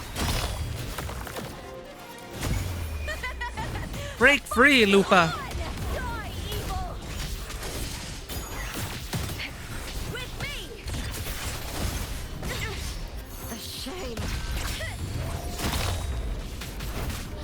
Oh shit, I'm actually getting hurt. Hold up, hold up.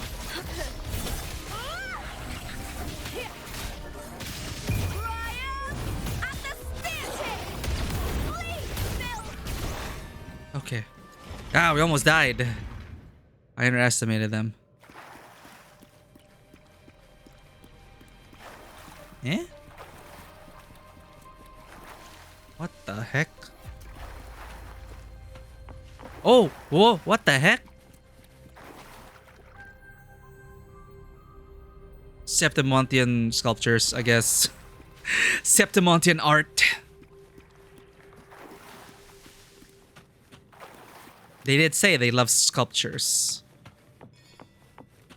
This place has the Fraxidus written all over it. Without the Silvers keeping the place hidden, they wouldn't have dared. Ugh, the irony. A Septimontian aiding the enemy to build their den in the heart of our city. They believe in the greater good, right? Even all for the greater good. Griffon's fortress crumbles from within. You hear that, chat? Another convenient flashback.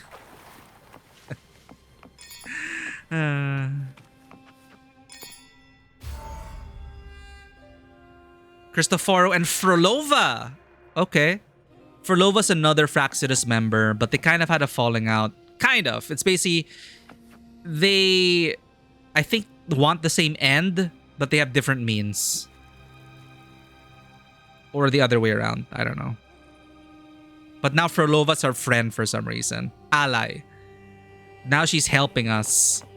For whatever reason. And it's spoiled by the fact that she's going to be a playable character. So they don't make villains playable, basically, in these gacha games. So you kind of know that she's going to join us for good or something. We'll see. So, will this answer my question? Why are you working against Cristoforo, Frolova? Why are you helping us? Huh? Huh?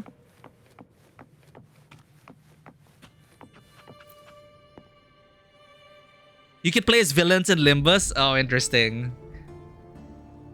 I don't know yet. I don't know with Frolova. She's just her temporary ally right now. Experimental unit in the aqueducts. Well, what do you think? Experimental unit. If not for the sword embedded in her chest, I could mistake the corpse for being alive. If her voice sounds familiar, gacha I did enjoy as well, but I never continued it. Reverse 1999. Had a very intriguing story as well. Very an intriguing story with really high stakes and apocalyptic scenarios.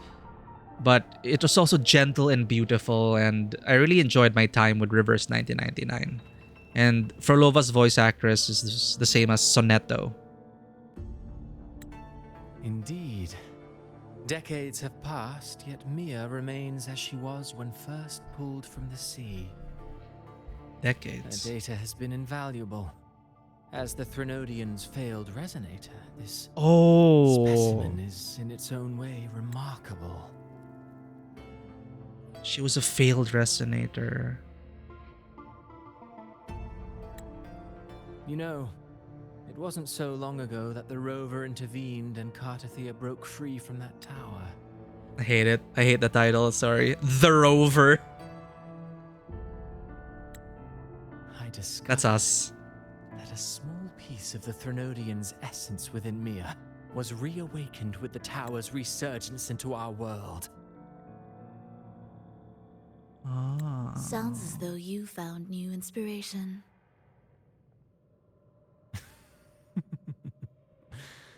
Yes.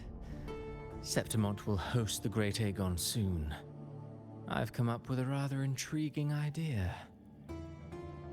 Before her death, Mia also attended the tournament.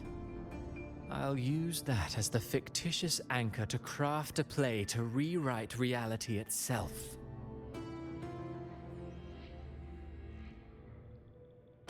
It's like Expedition 33 all over again. And Alan Wake. Okay, so we get... his powers, a fictitious anchor. That's a source in the script that we have. To craft a play to rewrite reality itself. But why, Cristoforo? Tell us. I've already discussed terms with it and reached a modest agreement. It with a capital I. The Thernodian, I think. You spoke with the Thernodian. There. Has Leviathan already awakened? Leviathan.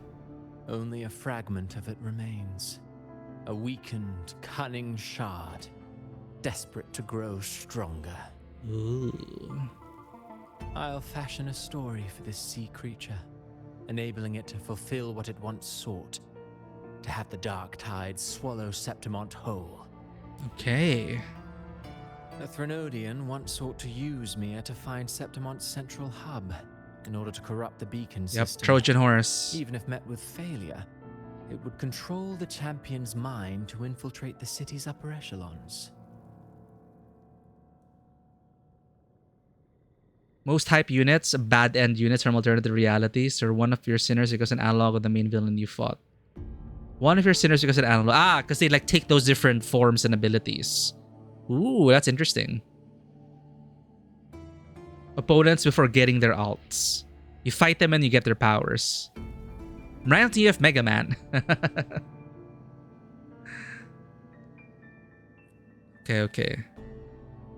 So the original goal of the Thernodian was to use Mia to find Septimon's central hub. I'm still not clear about what a central hub is, but they did say it's the source of the power of the Sentinel, the guardian of the land, Imperator in this case. So Leviathan, the bad, quote unquote, the bad god in this land, the mirror to Imperator, the Sentinel versus Thernodian, wanted to deal a blow to Imperator, but failed. Even if met with failure, it would continue to control the champion's mind. So, oh man, that makes it even shit. So Mia was found at sea probably because she refused to be a puppet and killed herself. Ugh. Poor Mia. Oh well, it all failed in the end. In the face of her futility to resist corruption, Yeah, exactly. Oh my god. The girl chose death. She drove a sword into her heart and leapt into the sea before choking on her own blood. And Cristoforo loves these kinds of characters. Hence why he's using her as the source. Fascinating, isn't it? Faced with the same predicament, strength and weakness still make a difference. The Blessed Maiden single-handedly thwarted the Threnodian's designs in Raguna, but this poor soul had no choice but to take her own life. But she still stopped it. A death so theatrical, so saturated with sorrow. How poetic. How beautifully tragic. I don't care for your taste, Christopher. I was wondering about that body language. See what I mean about... Okay, they have different means. They may probably want the same ends. But why does Frolova become a playable unit? Why spoil that? I'm merely curious. What ending have you penned for Septimont this time? And why did she help us? Oh, such an impatient reader, Frolova.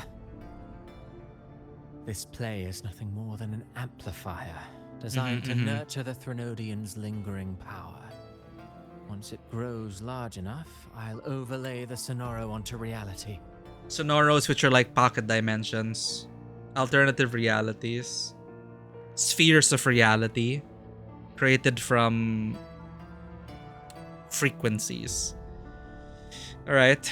Play is nothing more than an amplifier designed to nurture the Threnodian's lingering power. Once it grows large enough, it'll overlay the Sonoro onto reality. So now everything's making sense. All that's In a needed way. is for Domina Julia to select the right champion. Swapping out the protagonist is hardly a challenge. Shit. So they chose Lupa. Once the sea creature grows within the cradle I forged from the dark tide, the hymn of journeying paradise will spread from Septimont across Renacita.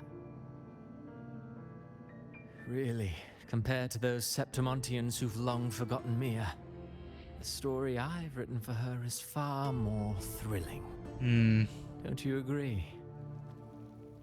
And what if it fails?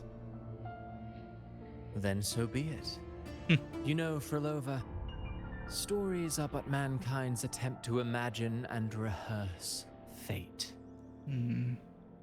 If this play proves Rover worthy of becoming the protagonist of my story, if they pass their trial by fire, then isn't that a victory as well? Frolova's like, I still don't care. She's really not into it. So Lupa was chosen by Silva. Septimont like a plaything. Unforgivable. Unforgivable! What is so dramatic or romantic about a story where someone is driven to death? Well, that's why he's the villain. But in a twisted way, he's right.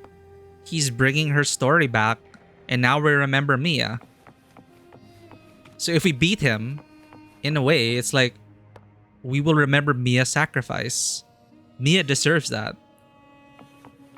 Instead of becoming the puppet for the Threnodian, she couldn't fight like Cartathea, but she still had the strength to thwart its machinations. It's still a kind of strength, and that's still a heroic sacrifice. But no one remembers. Everyone just remembers Mia as someone who just vanished, forgotten. And the rumors circulating around her. So again, it's like they're repeating the same similar story beats, similar themes with the Physaelius, with Cantarella. Investigate the experimental unit. This experimental unit is only a prototype. The true finished product must lie deeper within the waterways. Like the other sites, most tracks have been scrubbed clean. All you can do now is speculate on the Fraxidus' goal. To measure the frequency data of a material contained within the device. It seems they were investigating a particular property of the material. Mia used as an experimental lab rat. Material. Data. So dehumanizing.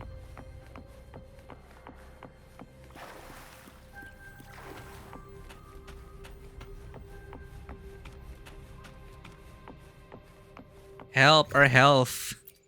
Can I use healing items on the trial resonator? I can't. It's okay, just don't get hit. Just don't get hit, bro.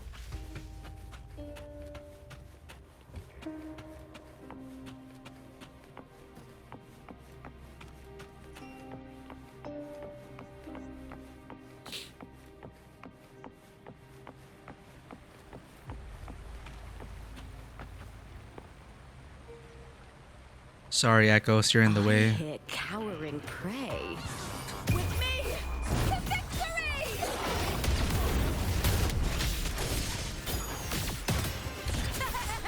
Into the spotlight!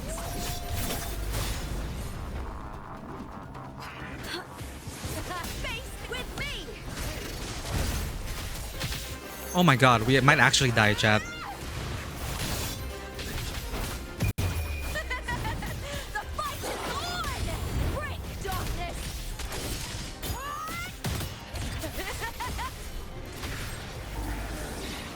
Oh shit. Give me health. How do I heal?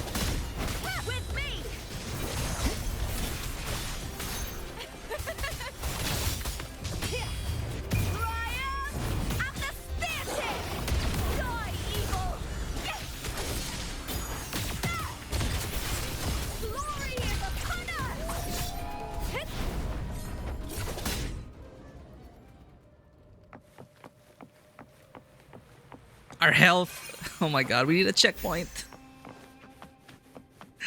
Help. Oh crap, there's treasure. Hiding there, huh? Sniff, sniff, sniff.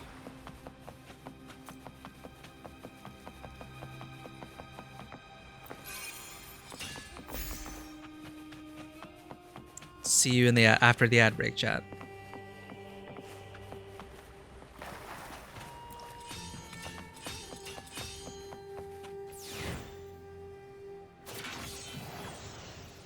Break.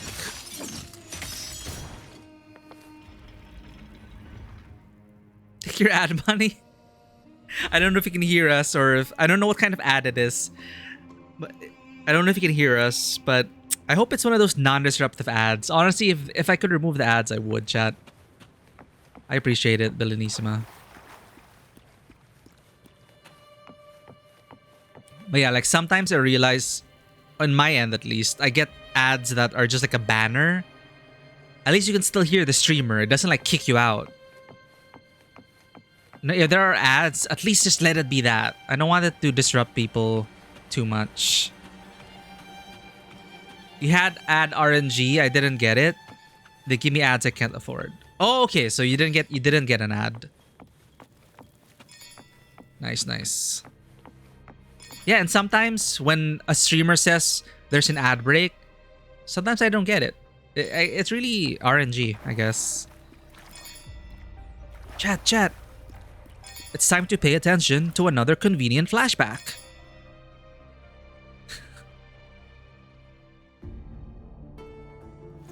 I'm gonna look at it differently. Oh. Prepare for trauma.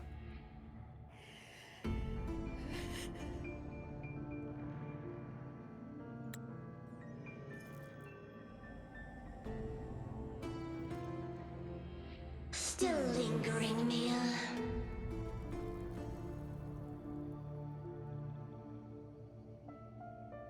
A fading reverberation that should have dissolved in the deep long ago.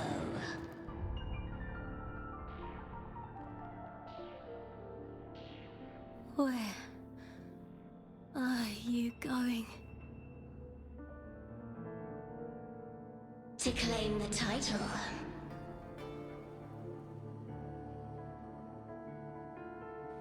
Was that not your unfulfilled wish?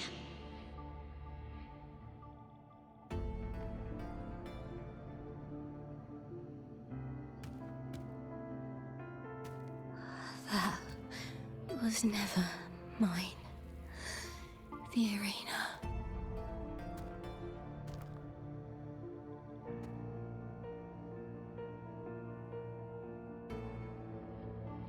I don't need this victory.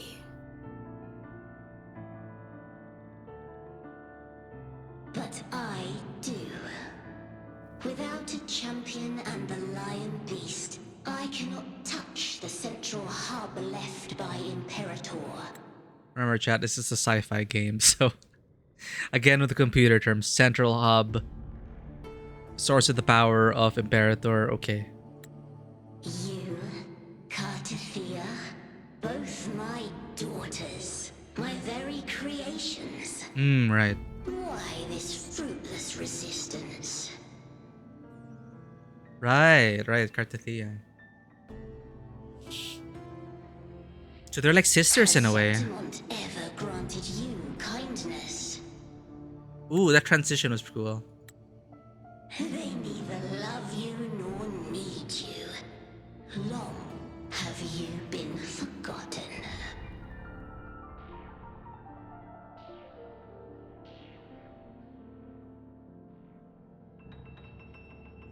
We were raised by them.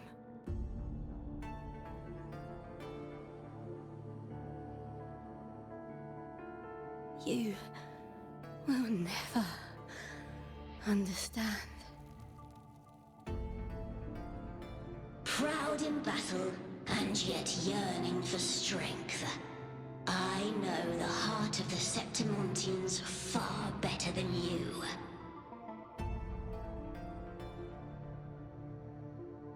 Mia, you are simply too afraid to face their true nature. You choose to deceive yourself. You cannot admit that they used you and then cast you aside.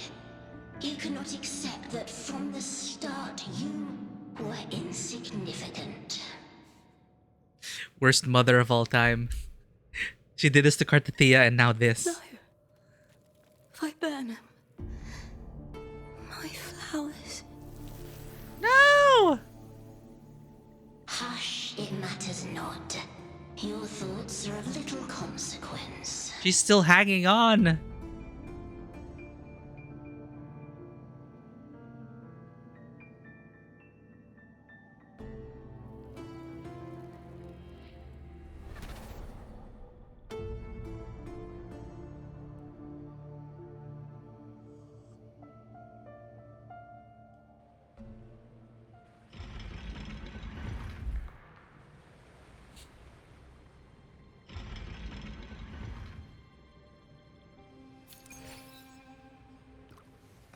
Ooh, new scenes, chat. Oh, we got another source scene. This is what I was talking about Frolova, the girl you saw, gave us the script of the play. So this is the source. This is ground zero, patient zero. Mia crouches in a quiet alley, trembling as panic surges through her. She had won the semi-final, yet the voices in her head never ceased. Struggling to hold herself together, she had fled the arena. A light touch on her arm makes her look up. A small Septimontian stands, holding out a bouquet. Face flushed, the child stammers, You fought well, before running off. The blood leaf viburnum is dotted with broken dewdrops. Maya clutches the bouquet, cold and damp, as a trickle of moisture slides down her cheeks. A small Septimonian hands Mia a bouquet of blood leaf viburnum. No wonder why she says it's her flower.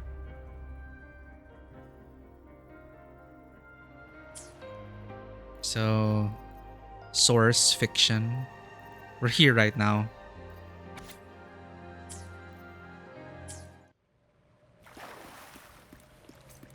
Viburnum. The bloodleaf viburnum of Septimont. Oh, I understand. It's a flower often given to gladiators. A symbol of victory. Winds of the wild. Please, I need health. Here, heal me. Oh, thank God.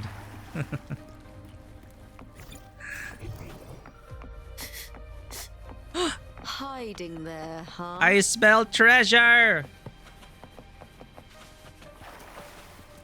Treasure. Prey secured.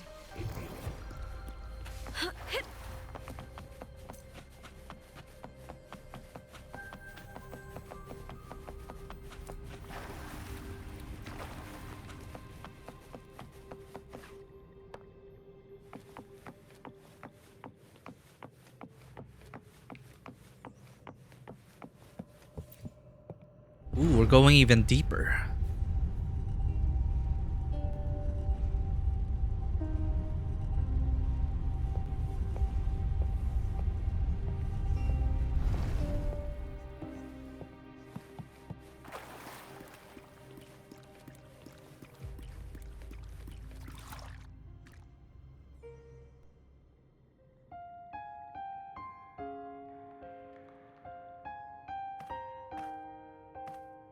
I've always carried this shame.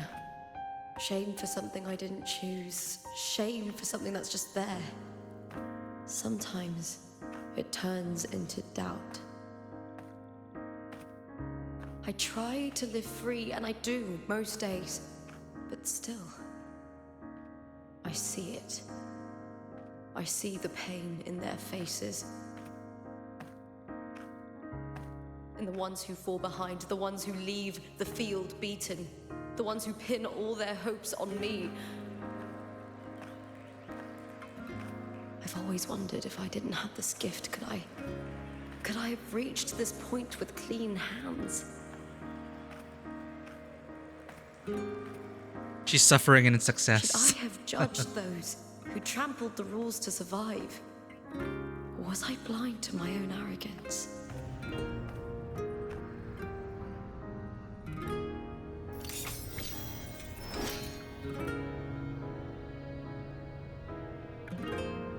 Now, I don't think like that anymore. What do you think now? Get good, Scrubs? The warrior is stronger than me, no doubt, but she treats everyone the same. She didn't choose to stand alone. Instead, she chose to trust me. That's us. Wait.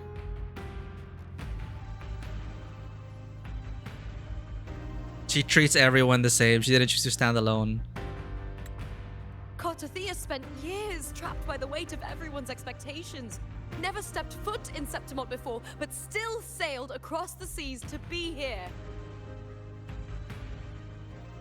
And Mia. Her resonance ability might be weak, but she never ran from a fight. She fought till her last breath. A heart isn't shaped by what it's born with or what it's been given. I've underestimated others, and I've underestimated myself too.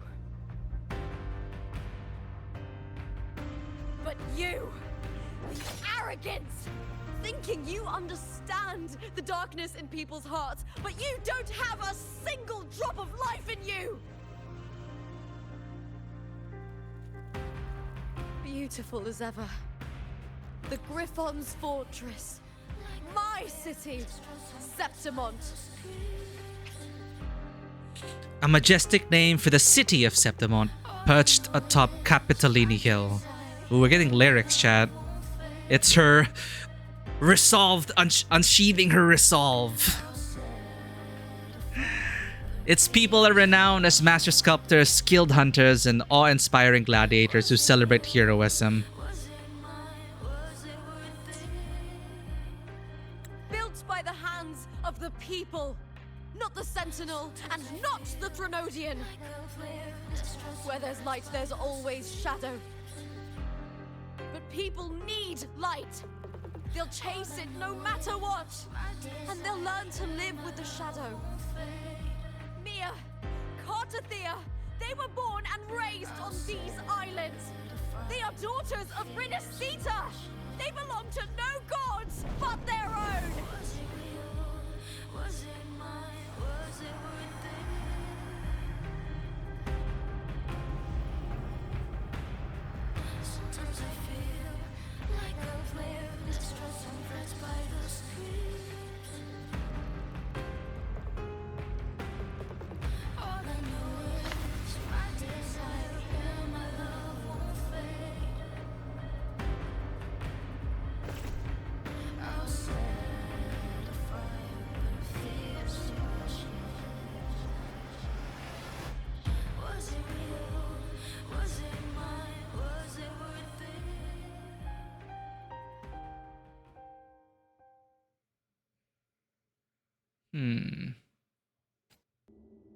Alright, getting pushed into another page. Oh, move forward.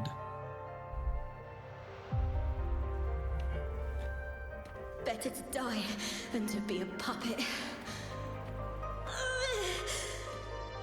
Death does not scare me.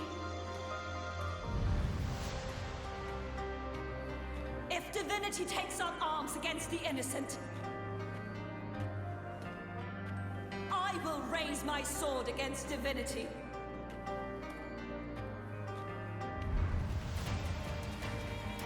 I heard your request. But I prefer to handle this my way.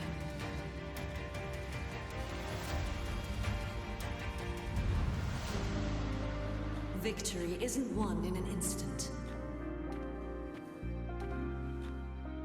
It takes patience and perseverance. I believe in you, warrior.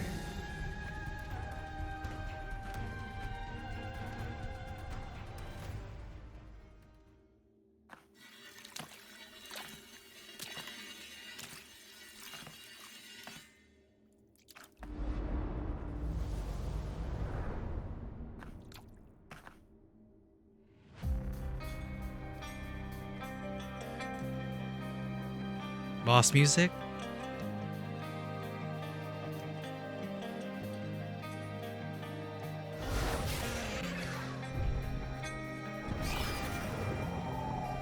I swear by the eternal sun, I will slay you!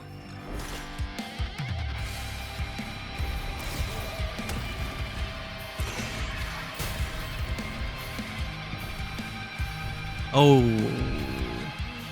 From the fear and the longings of civilization, Important. Born of important textile fighting. of babes and of the aged.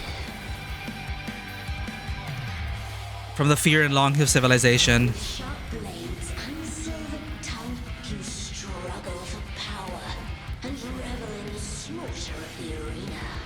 From past to present, nothing has changed. Okay, okay. Monologue some more.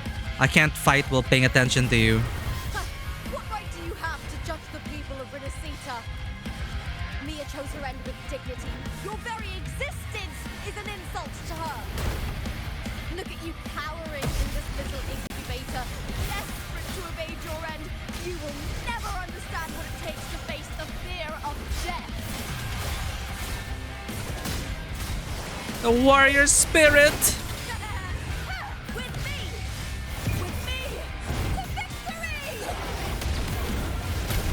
Yeah, because she is a weakened shard. It's Cristoforo who's trying to strengthen the Threnodian. But we got here just in time. That's why Lupa's still able to defeat her.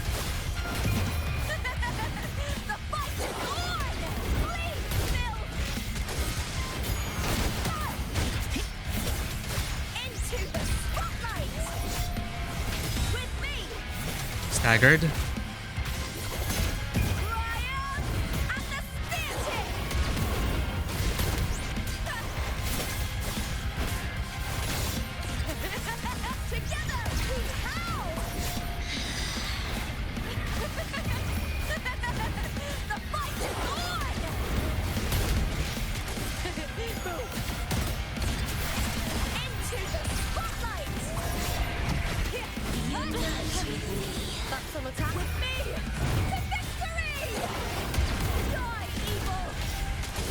This music is very Lupa though.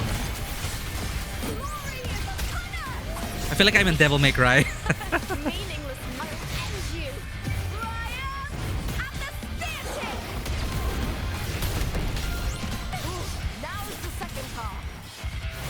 Oh shit, we're Half-Life. Okay, more dialogue. Ooh, a scream between life and death. That's what they think a human life is.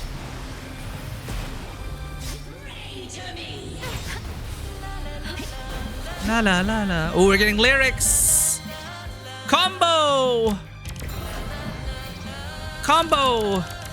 Oh, they took a page out of Zani's companion quest.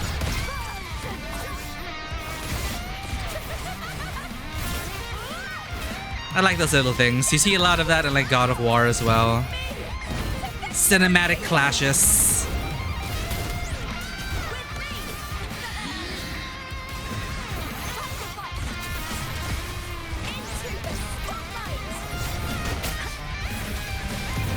They should do it. No chance. This can't be the final boss. It's just a reskinned Echo.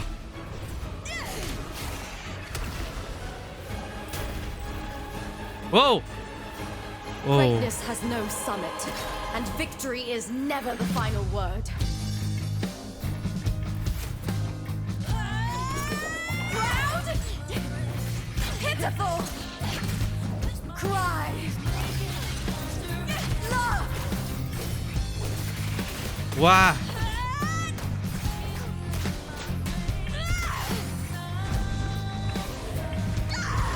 Race to the finish! To face death with the crown of glory! Find my will! Let this light burn in all its fury!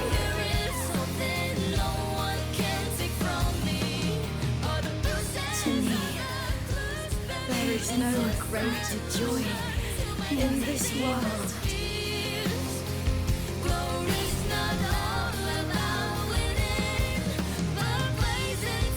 Oh right, we were fighting it on another layer. Shame. Seems the play I've written isn't well received. It was okay, Cristoforo. Your powers are cool. Whoa! Shit, he can stop Cartithia like that? Clotting in Renacita.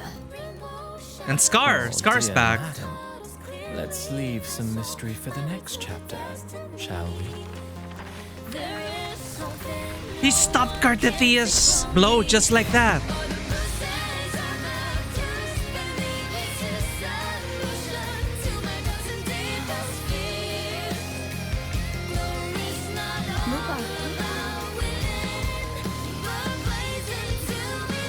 Oh wait, that's it? Damn it! Well, you know, I'm glad that they got to like give her the final fight and let her move on, right? And Mia's dead all along, but her reverberations remained, and we were able to grant her just a pure battle. The thrill of it. Gladiating. Untainted. So I think we were able to help her move on. And of course, we defeated the Threnodian's puppet corpse. Corpse puppet.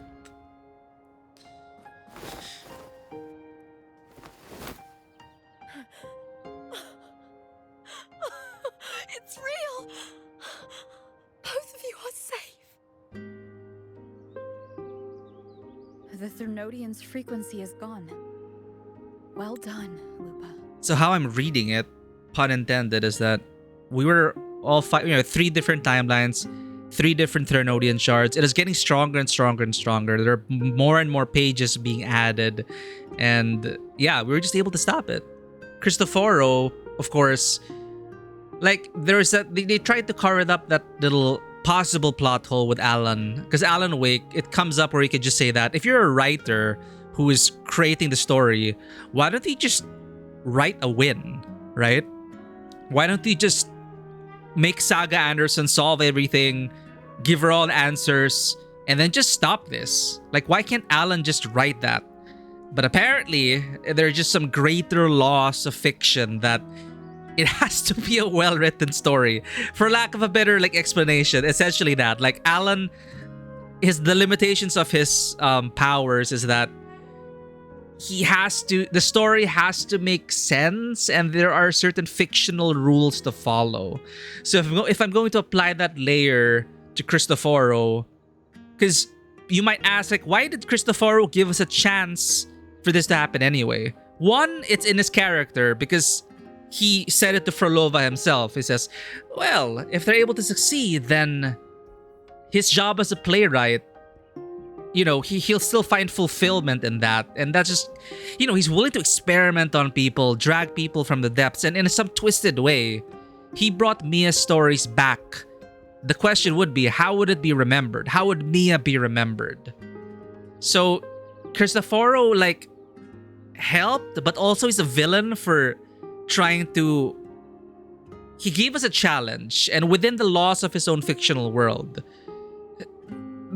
Deus Ex Machina, all these elements that he could have done just to ensure our loss, I guess it's just not within his bounds of its sphere of influence. There are limitations to it, whether it be because of his own personal morals and values and ideals versus his powers, his resonance ability not You know, like Alan, it's not limitless.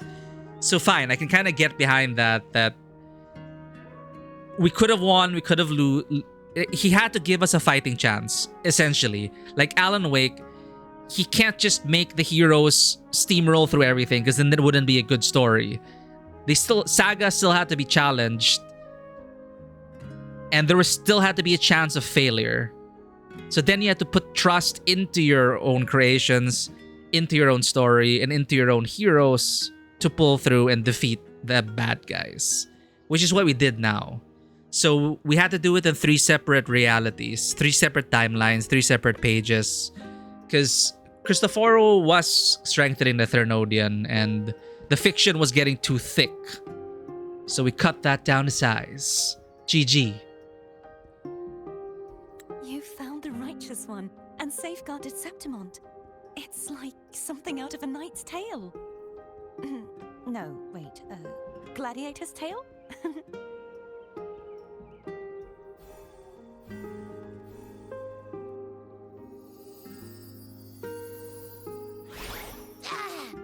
Phew!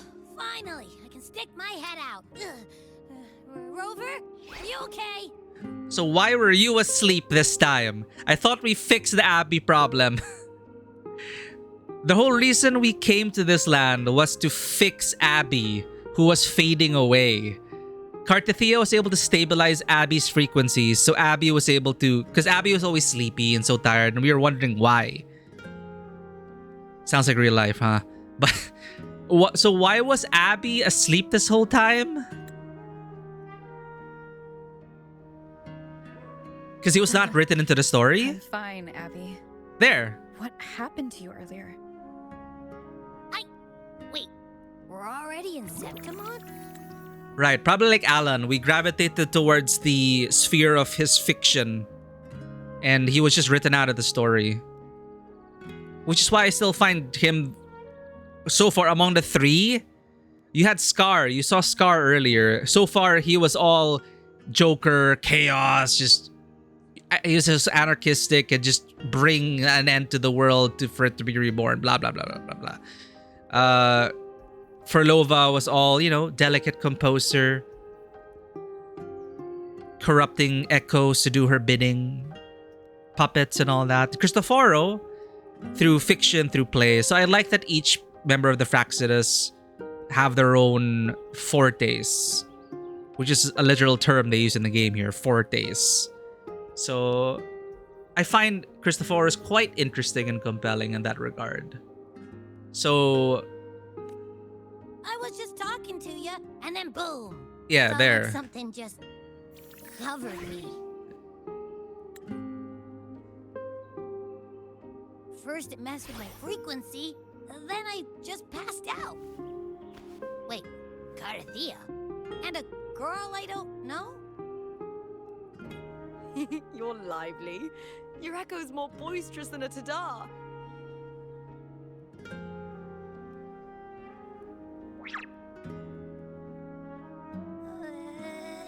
What happened while I was out? I think it's time we compare notes. Let's fill in this story's blanks, shall we? Okay, cartwheel.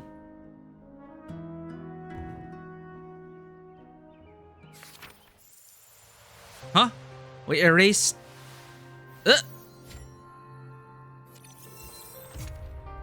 Oh, there we go. Source, fiction, and reality. Source. Alright, chat. Let's have a recap. In the source, Mia is haunted by maddening voices that whisper constantly. A small Septimontian hands Mia a bouquet of bloodleaf viburnum. This is what I think helps her hang on. She holds on to this memory despite being corrupted by the Thernodian and ending her own life. Apart the first, still dreams of that, dreams of gladiating, the heroic tales of a gladiator. So in the fiction, we got the darkest timeline, where Lupa does not meet either of us, swallowed by the tide's relentless churn, strengthening the Thernodian's frequencies by, I guess, adding layers to this. But Cartithia arrives. travel to the Nameless One in the Desolate City, searching for the abomination created by the Thernodian, the remaining shard of Leviathan. Cartithia slices through the blue incubator in the darkness, her sword aimed at the girl curled within. Cartithia defeats the Guardian Arsenosis' fallen form. And as the story nears its close, Cartithia sets off to hunt down the playwright who's behind all of it. Excuse me. And we saw that scene. With a flick of her wrist, they block Cartithia, showing how strong they may actually be, and they escape, I assume. In our timeline, we cross paths with Gladiator, Lupa, and Septimont. You and Cartithia fight side by side in a battle no one sees. Parallel realities. In the final moment, you decide to leave Lupa with the Seed of Hope. We push her into another timeline. And on Lupa's timeline, Lupa regains her lost memories and moves forward, guided by the trust you placed in her. And the trust placed in us. And the trust Cartithia placed in us in turn. And as Cartithia said, victory is not won in like a single stroke of battle. It is patience and perseverance, and a sequence of battles to win the war is what it was. So now it's Lupa's turn as the protagonist. Cartithia, Rover, Lupa. Luva defeat Lupa. Okay, this is new. The last fight. Blood ignited, body and soul aflame in the crucible of battle. Lupa's spear plunges into the monstrous half-human, half-sea creature, her fight unfolding on a stage conjured by illusion. Her mind is calm as the world fades away. Only the enemy, her weapon, and herself remain. The gladiator's Aegon, interrupted decades ago by the Thernodian's corruption, finally reaches its conclusion. At this moment, Lupa is no longer weighed down by questions of strength, weakness, sentinel, or Thernodian. Only a single pure thought remains: to be a gladiator is a thing of joy. Lupa defeats the Lady of the Sea. After a relentless battle, Mia's reverberation is finally freed from its curse, and we gave her a final battle, a pure one. And thus concludes the Aegon. The fiction concluded. We break out of the script of Cristoforo. And now we're in reality. Reunion. As you walk out of the central hub, a familiar connection pulsates within your tacit mark. You turn around and see Cartithia slowly gliding down from the sky and landing before you. After days of separation, you're finally reunited. She looks into your eyes, cracks a smile, and gestures in a different direction. Together, you walk to welcome the lone wolf returned from the flames. Lupa embraces both of you tightly, and you feel her tremble as worry gives way to delight at seeing both of you. Her words choke as tears fall. You pat her gently on the head to soothe her. And remember, chat, and I wish they emphasized this more, this is Lupa with all her memories of all the cycles that she's been through, all the pages. We don't know how many, but we can assume it's a lot.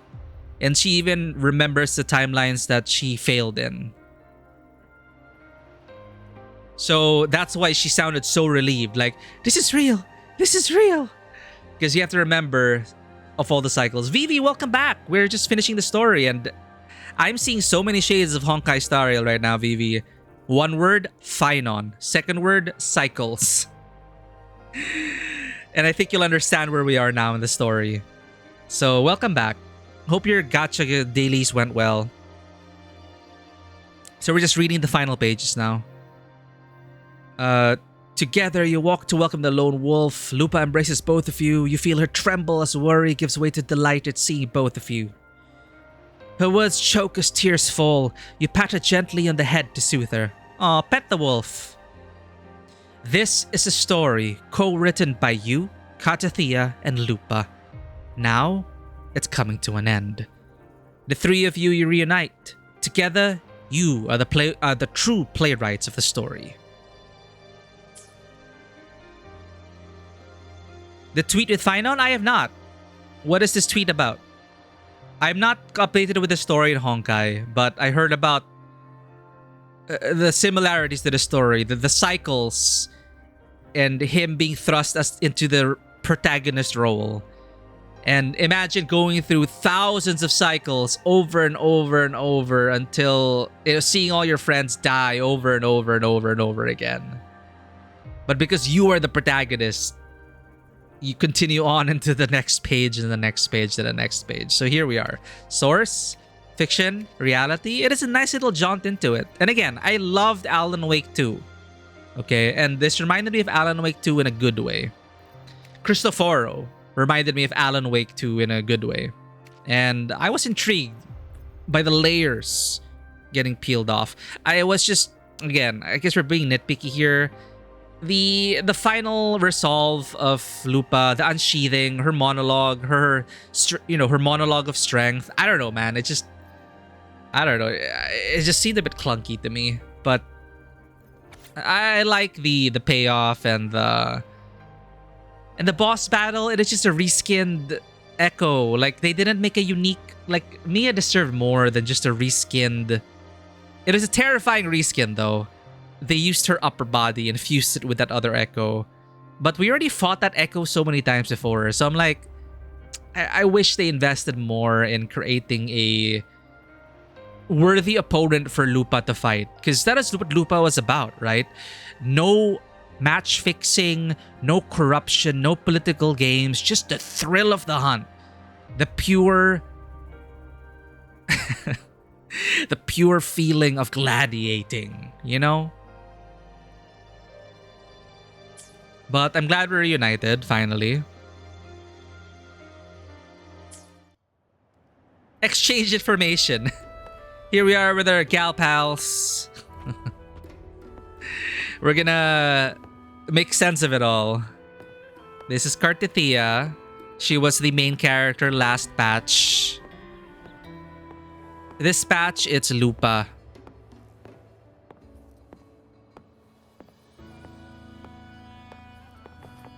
Okay, cartwheel. Let's talk. When I sensed the Threnodian's power here in Septimont, I immediately set out to find its source. Why didn't you contact us? It was quite sudden.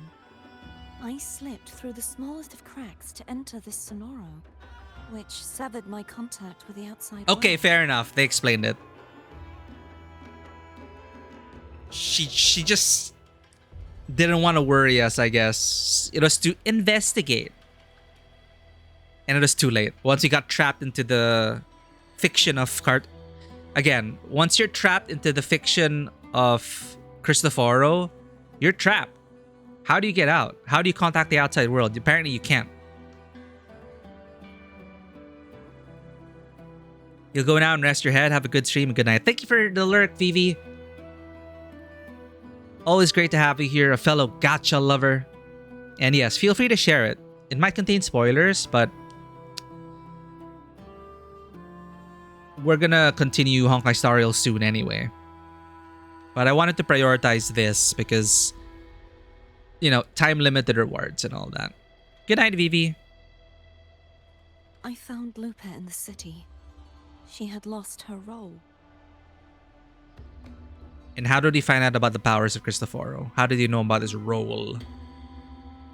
We traveled together for a time and discovered the architects of the destruction, the Fraxidus playwright Cristoforo and the Threnodian. Sadly, the playwright did eventually erase Lupa's existence. As for me, I descended into the submerged aqueducts where I found the Threnodian. It had inhabited Mia's remains and was hiding within an experimental unit. Unfortunately, I was unable to eliminate it entirely. It evaded me, slipping into hiding. I reasoned that you would sense the anomaly and come to Septimont, so I sought to offer you my aid. I battled the playwright, and in doing so, stripped him of his ability to control the script. That's what happened? Okay. Afterward, he, along with the other Fraxidus overseers, fled from me. With that, the Sonoro began to collapse. It was then that we finally met. Is there anything else you wish to ask, Righteous One? Tell me about these roles and stories and how the hell you figured it out. Lupa and I formed a few theories during our investigation, though they may not be entirely accurate. Okay, we're just gonna assume they did their investigation off screen. In this scenario, where stories manifest as reality, roles define the identities of those within it. Okay. To lose your role is to lose both your name and memory. See, again, Cristoforo, Alan Wake, their powers are freaking terrifying. Rewrite reality. In truth, Mia has long since passed and does not truly exist here.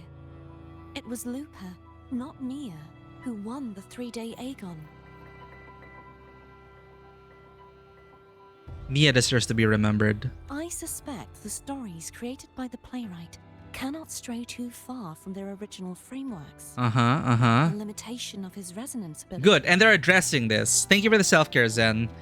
Limitations, understanding the rules of magic. That's important.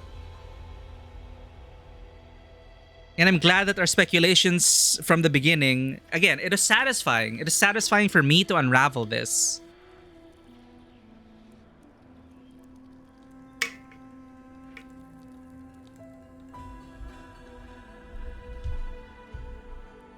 This is why he erased Lupa's name, swapping her and Mia's identities. This allowed Mia to summon the Dark Tide upon Septimont. Is there anything else you wish to ask, Righteous One? Tell me about the Thernodian in the Central Hub. The central hub within the Veil of Glory was established by the Sentinel, and it appears no one had ever entered it before. Activating it requires 2 key conditions. Victory, which grants the blessing bestowed by the Lioness of Glory through the Sentinel's mandate, and a trace of the Sentinel's frequency. Administrator privileges, okay. The Threnodian set its sights on Mia for this very reason, which, in turn, brought its attention to Lupa. I struck a significant blow to the Threnodian within the story, but because I failed to prevent the corruption of the central hub earlier, it endured, drawing strength from that source. Throughout this journey, I often saw the figures of Lupa and Mia overlap. It seems the Threnodian was attempting to replace Lupa, hoping to use her to corrupt the hub, siphon its power, and ultimately destroy Renacita. Okay. Is there anything else you wish to ask, Righteous One? Tell me about the other Fraxidus leaders. Apart from the playwright, I also encountered 2 other Fraxidus leaders. One, a woman with a bandaged eye. The other, a man with scars across his face. She had a whole freaking DLC to herself, Cartithia. Surely they must be Frolova and Scar. But how is Scar in Renacita? Unfortunately, I never had the chance to confront either of them directly. I saw them only briefly before they disappeared. I won't be streaming Star Rail, Banwa. Don't worry. I know how you feel about it. About Hoyo. I don't know what I'm playing next. But Cyberpunk finale is tomorrow. And I think it really is the final few quests. I try to avoid spoilers, but I just needed to check how far do I have left in the game, blah blah blah, blah. And apparently we essentially just have to choose an ending now.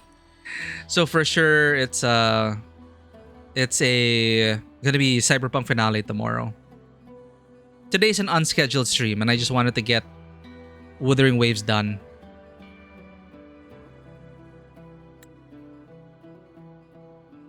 Unfortunately, I never had the chance to confront either of them directly. I saw them only briefly before they disappeared.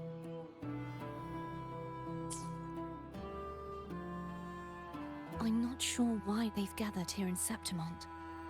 We must prepare for whatever plans they have. Is there anything else you wish to ask, Righteous One? I kind of get it. The Threnodian's frequency has vanished from Septimont, but I fear this is far from over. There is something else. Perhaps due to the dark tide in the Sonoro, I can feel my balance shifting. The Threnodian's pull is growing stronger.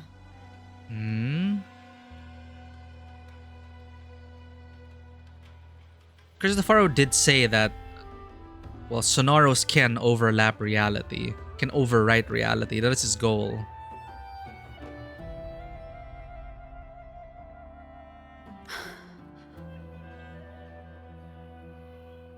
Now that I think of it, this could very well be part of the Fraxidus' plan. You need to head to the Black Shores, Cardathia.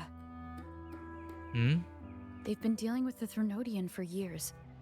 You should go there and run some tests. They'll know how to handle what's coming. The Black Shores? Is that where you're from? If it's a place you trust, then I will go. Oh, we're gonna have Cardathia Shorekeeper crossover?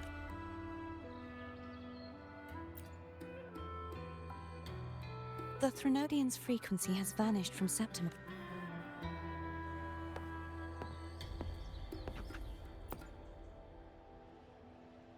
The event that brought forth the dark tide, it must have been my death.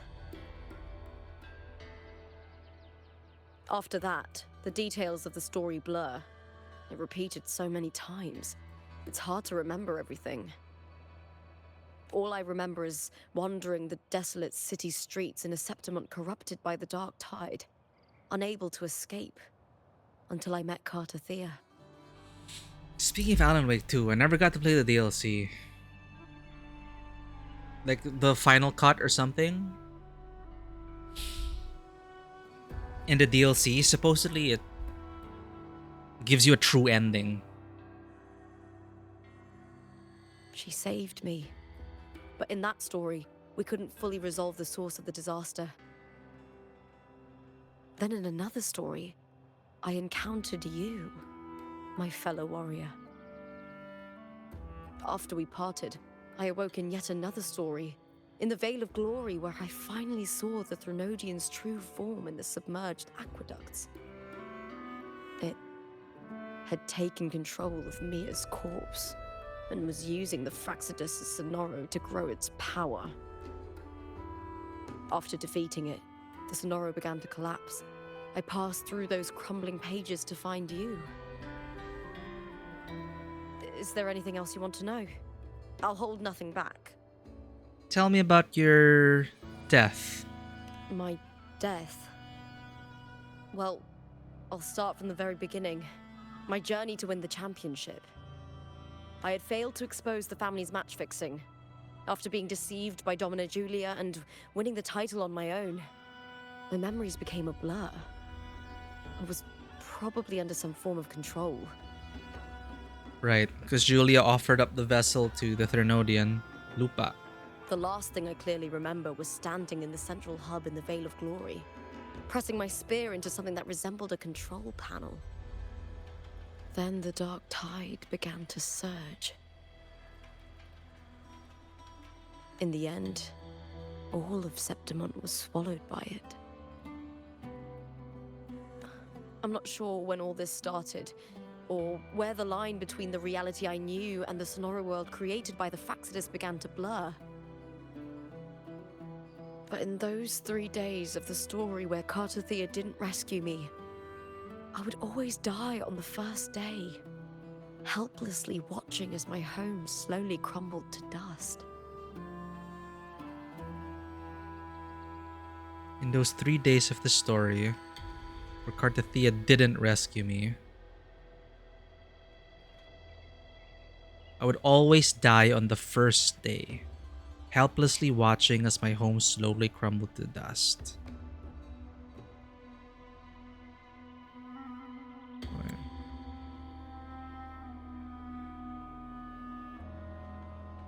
Yeah, because the Aegon's 3 days, right?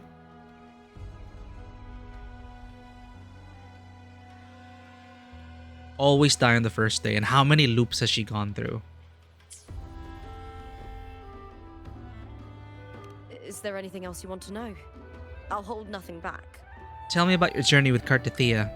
Cartathea saved me. The me who had lost her role and her memories. Mm-hmm. We wandered the abandoned city of Septimon and pieced together that the Fraxidus and the Threnodian were the true architects of the chaos. Yet in the end, my role was claimed by the Threnodian, and my body disappeared before Cartathea's eyes. But before I was lost to oblivion, Cartathea gave me a sliver of her frequency. I think it was that frequency that unknowingly led to our paths crossing in the story. Okay, I guess kind of like Princess Leia giving the message to R2-D2. Is there anything else you want to know? I'll hold nothing back. Tell me about Mia and the Threnodian. Many years ago, Mia cast herself into the sea to escape the Threnodian's control.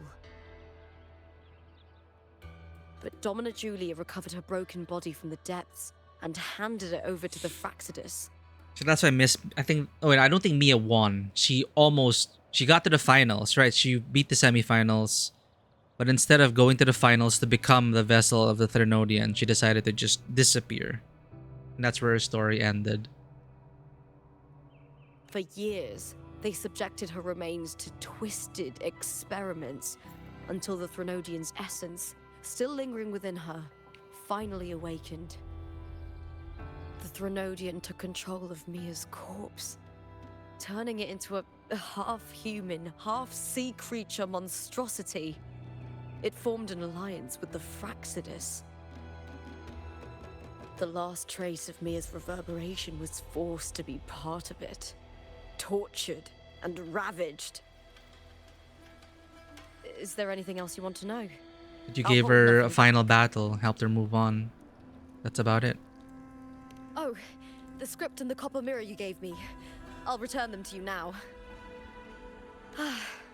It was a long story, but the ending turned out well. Though, thinking of Mia still upsets me. Yeah. Her reverberations, trapped in that monstrous body.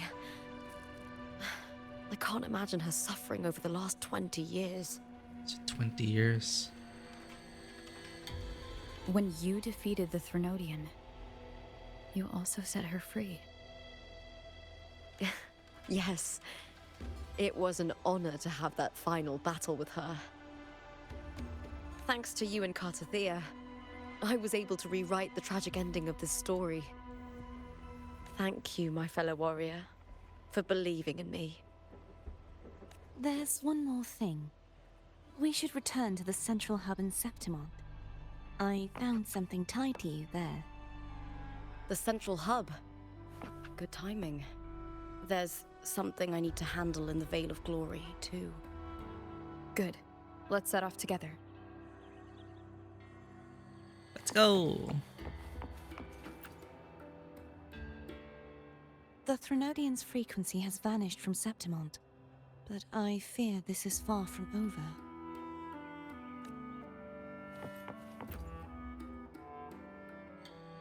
Thank you, my fellow warrior, for believing in me.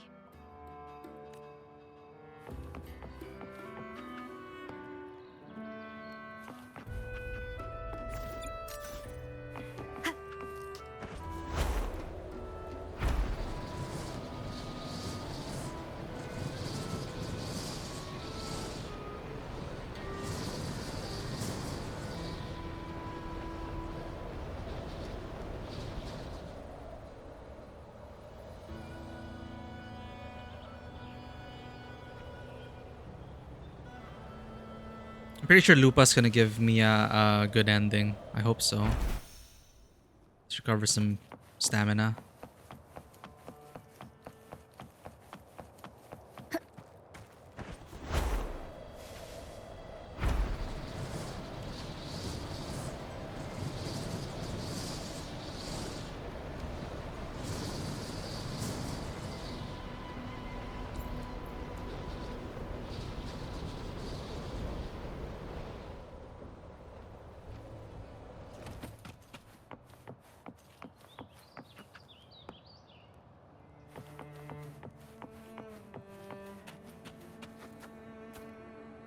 So they required Victory, Lioness, one part of the access, and Imperator.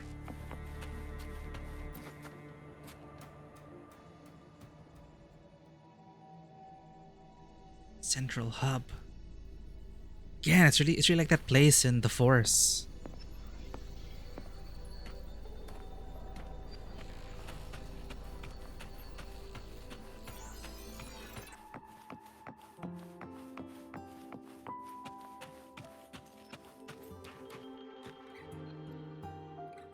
So is the world really just a simulation?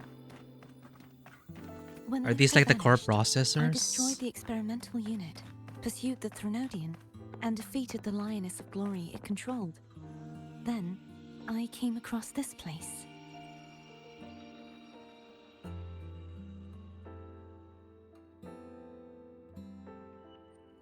You remember how the Threnodian took on a part of the Sentinel's knowledge and permissions, yes?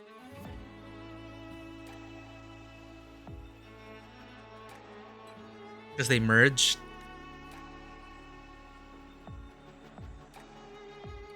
For the Sentinel, the information stolen was their very memories.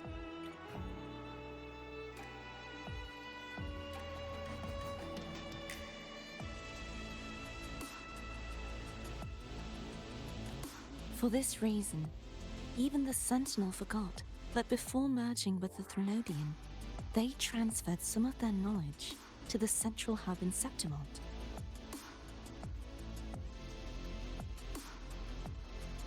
The knowledge they would later forget.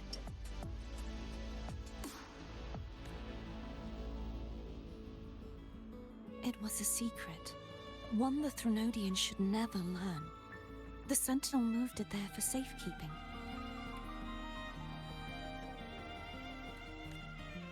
Within it, I found a special frequency.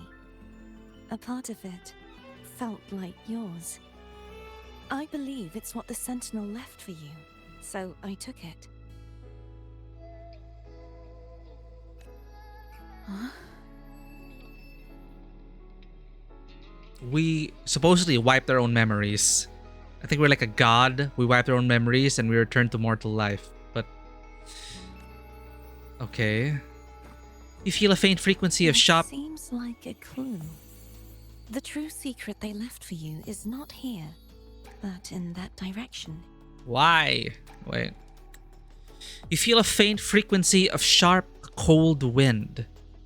It fades quickly as it touches your hand, but not before it points towards a distant destination in Septimont. The true secret. And the music is so futuristic now. You see, before I came to meet you, I passed by the city of Septimont. Lupa's probably so confused. It's like, what is with the central hubs and Sentinels and Threnodians and access permissions and it's like peeking behind the veil of the world.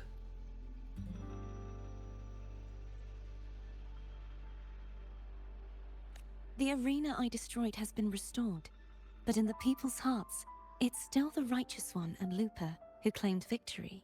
Hmm?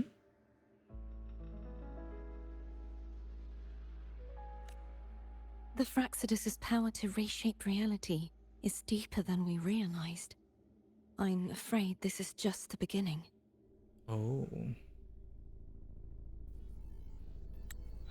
I once believed the Threnodians sought to use the Fraxidus to regain power, but its true goal is the central hub, I believe it's due to this secret the Sentinel has hidden. Wait.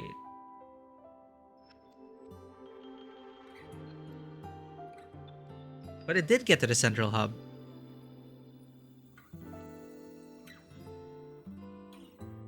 But from the central hub, the Sentinel hid a part of the information somewhere else?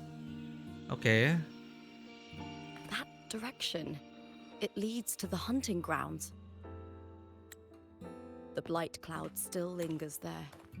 When the high tide comes, Septimontians hunt and cull the spawning tacit discords. Okay, the blight cloud.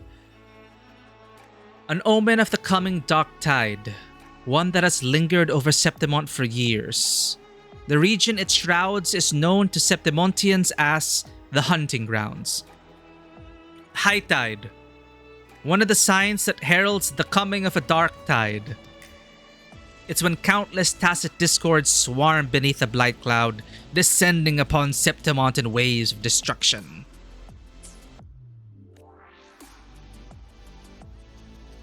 The dark tide connects everything.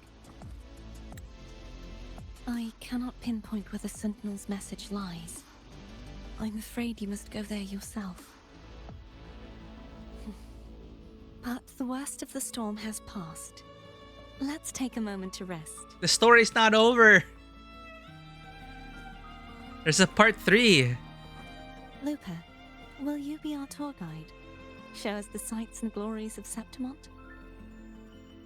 I'd love to hear more about what you mentioned earlier. The wind blowing through golden flags and the sound of wind chimes. Ah, right. The final words of the first Lupa she met. Of Man. course, it would be my honor. But before we go, there's something I need to do first. For Mia.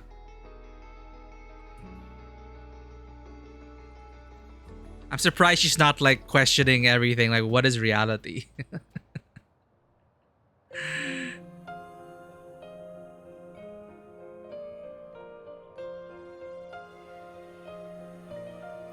Is that Mia's sword? Hell yeah.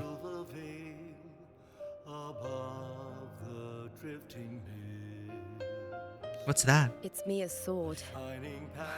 I went through a lot to bring it back. The monster is gone now.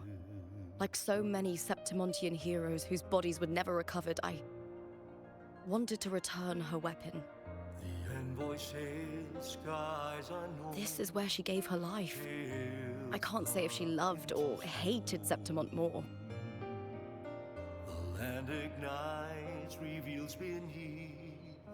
But she once spoke of the bloodleaf viburnum. It's a tribute often given to gladiators by their supporters. So, I think she would have wanted to rest here.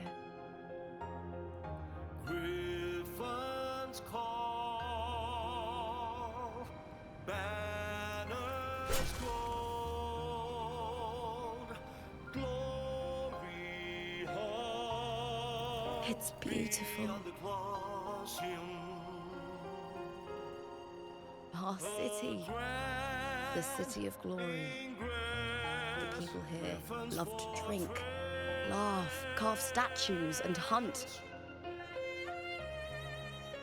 It burns like fire, drenched in both victory and defeat. It holds all our disappointments. And all our hopes.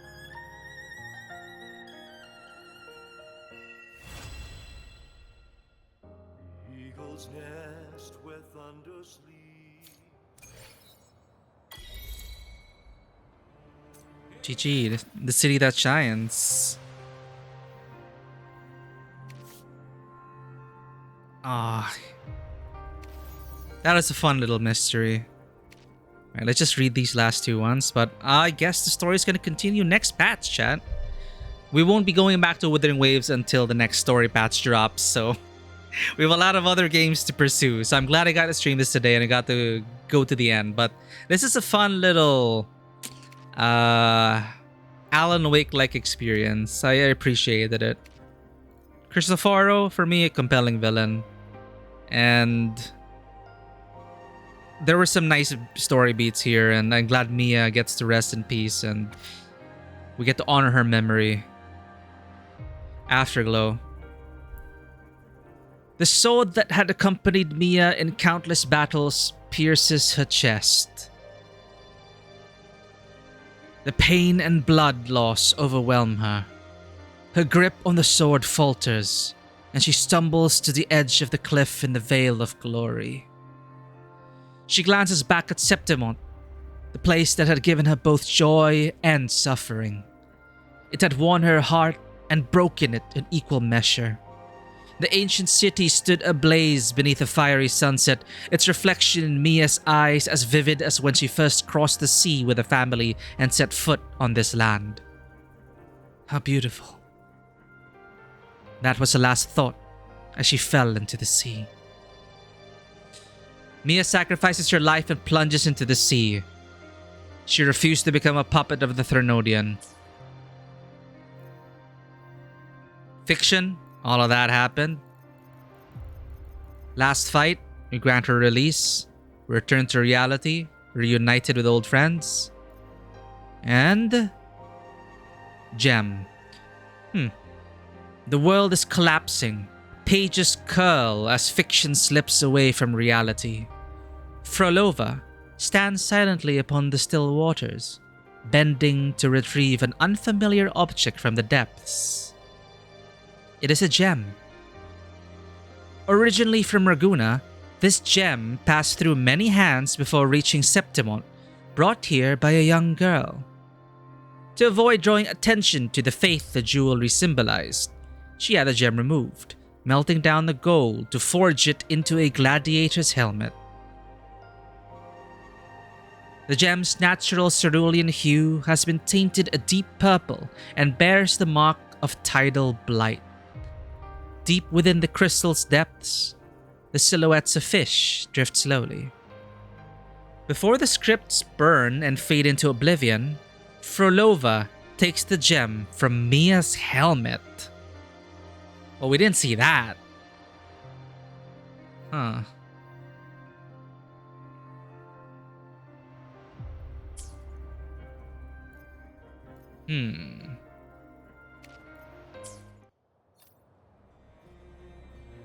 Companionship? Okay, no more after story. This is new. Oh, so they marked this. I think there was a quest like this in the previous batch, but it wasn't labeled anything special. It was just a side quest. But it did conclude. It is like a post-credits epilogue thing for, I think, like Cantarella. So I think a lot of people missed it because not everyone does side quests. But here, after story. Okay, let's have our post-credits talk then. Go to the hotel and talk to Lupa. The turmoil in Septimont has been resolved. It's time for us to enjoy the beautiful sunset with our companion. Our fellow warrior. Good, Mia's sword's here. Mia's old sword. Get to interact with it. Stretching out your hand, your fingertips brush against the untarnished steel. A soft, serene voice hums through Mia's blade. She had always hesitated, never at peace, consumed by fear. The fear of both victory and defeat, of the city that both embraced and rejected her.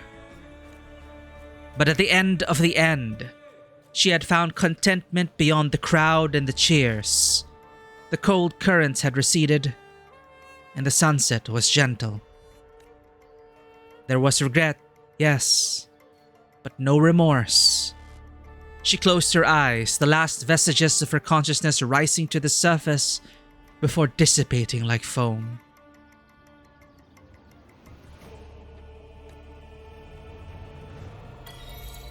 Oh, you get a trophy for that. Don't forget to check Mia's sword. Mia deserves so much more. At least they give me an achievement. Don't forget to do that, guys.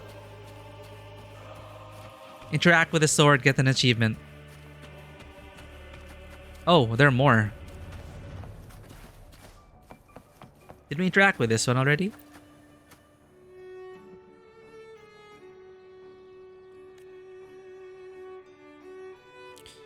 Her hands were always clean, touching only the temple's candelabrum. When her soft hands cradled the child's cheek, they never brought discomfort. The dark tide swept everything away. Her soft, delicate touch, her bones, her blood, her very soul.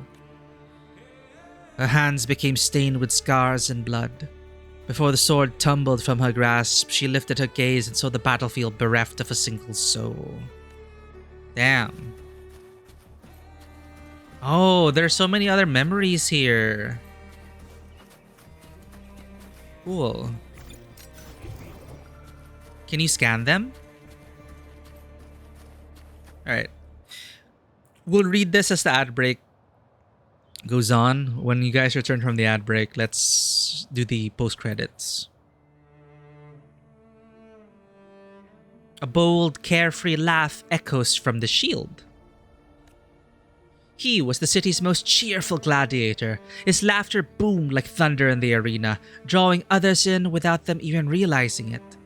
Only he knew that his laughter was always meant for his twin sister to share. When his body finally met the mud, his twin sister had already been claimed by the tide years before. Since then, until that moment, no laughter had escaped him. Man.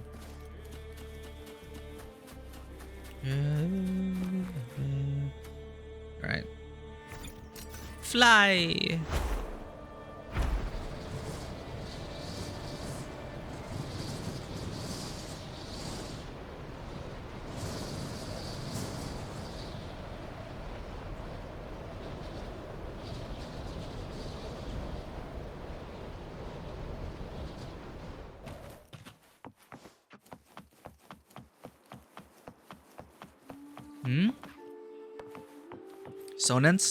Sonan's casket? Bing. Lupa, where are you? Oh, there's another quest over there. Geseit. I still find it super cool when I realize that that snake-like echo is the one projecting like the banners and the ads. Right, Leonidas Hotel. Oh, Sonan's casket.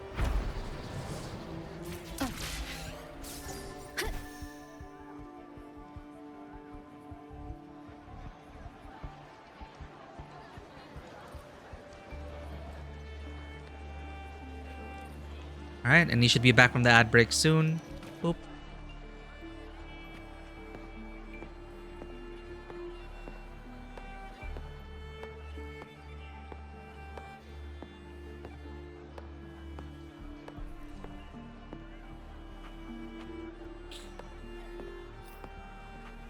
Three wishes, new quest. Go to the restaurant? Companionship?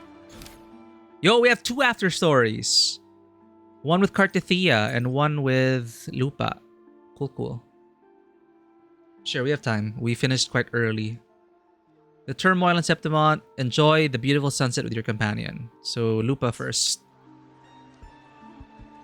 Welcome back from the ad break, everyone. We're going to talk to Lupa now for post-credits epilogue stuff.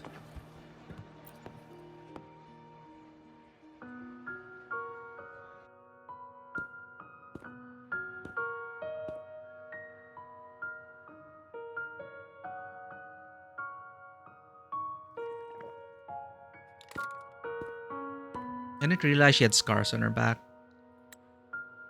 Lupa.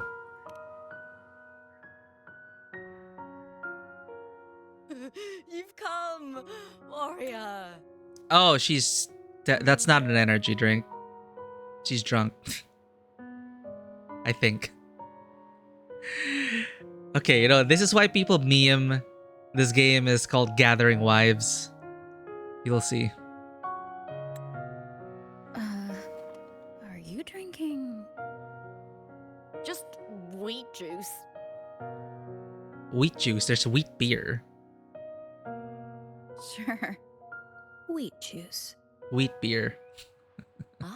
Today you...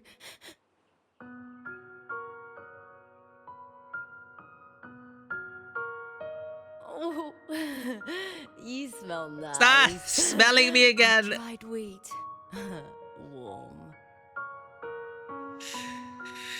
I mean, that is her wolf part, right?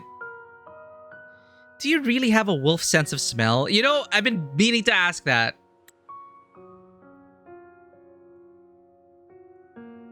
Do you really have a wolf sense of smell?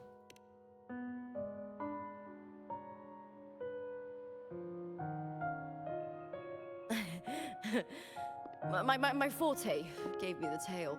But it seems my nose is keener than most. Ah, okay.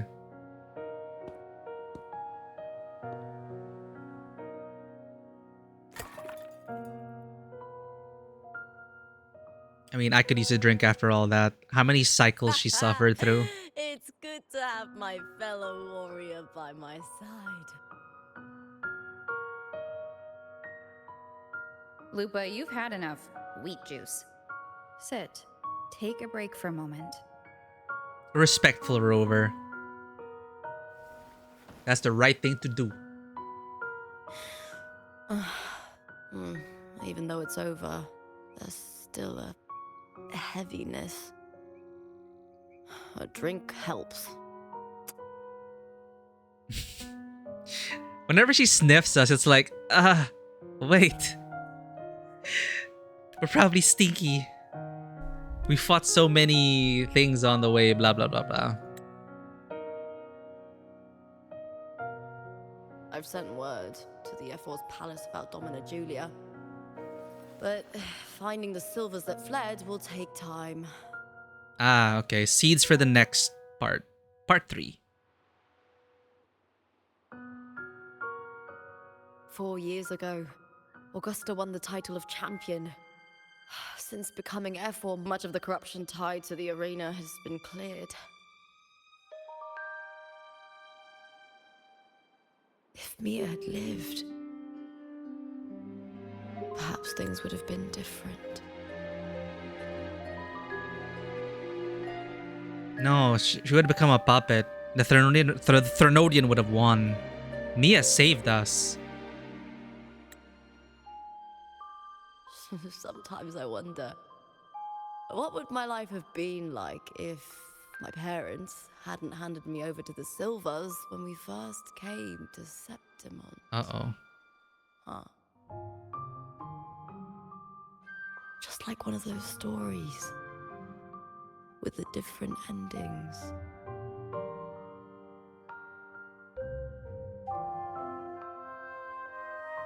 Have you ever thought about living a different life, Lupa? No need. I'm content with what I have. Energy drinks and beer. Come on.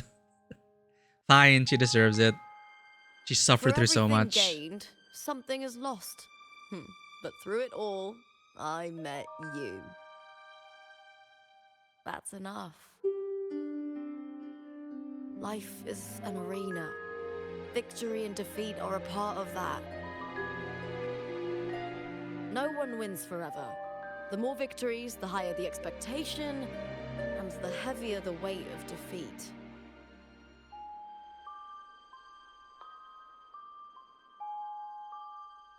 Do you fear that one day you might face defeat? Ah, they're hinting at this again. There's a theory going around that we are going to become the next... We are going to be like the big bad. And then all these allies that we make are the ones to stop us.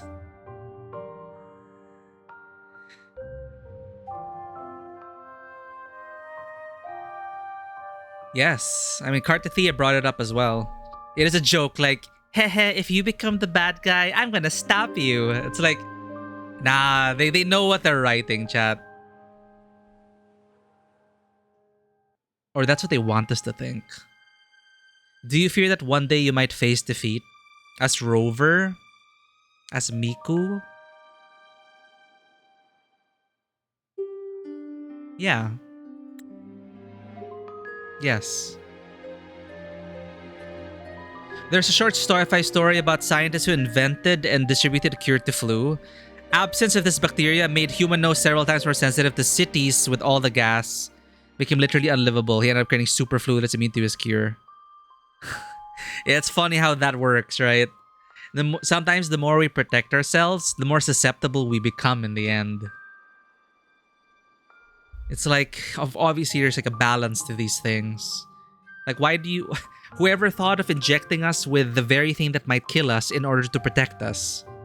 Medicine can also become a poison. Poison can also become a cure. It's pretty fascinating. But I love how speculative fiction... That's why I love sci-fi. It's like, what if... we cured the flu? Then all sorts of shit can happen from there. Do you fear that one day you might face defeat? Oh, coincidentally, I did just get my flu vaccines updated, and I was thinking to myself, I'm just like biological software, and then they updated our yearly. They gave us the latest antivirus update. Literally, it's like inject, click. Okay, you're updated now to this strain of the flu. It's an endless battle. You need to get your flu shot every year. There's no like immunity from the flu. So yeah, every year, get your firmware updated. Do you fear that one day you might face defeat? Yes. You seem to live to meet others' expectations. This is what you're used to, I'd say.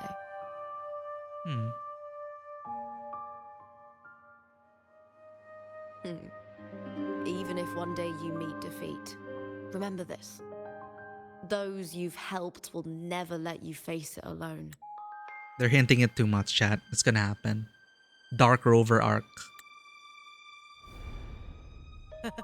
I may not have your strength, but should you call, I will meet you on the battlefield, no matter the distance. They know what they're doing, chat. We unlocked the CG. CG unlocked!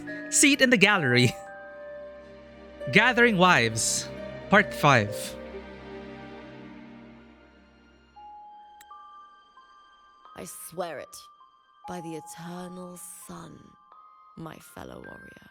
See how beautiful this room is in the sunset? Why do they lock us into the nighttime version of it? Like, there is a view, so it's confirmed that what we see in the in-game room is nighttime, and the window becomes a screen to, of course, you know, privacy, cover us from the sun.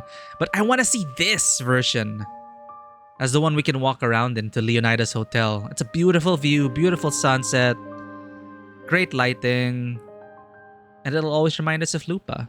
I swear it by the eternal sun, my fellow warrior.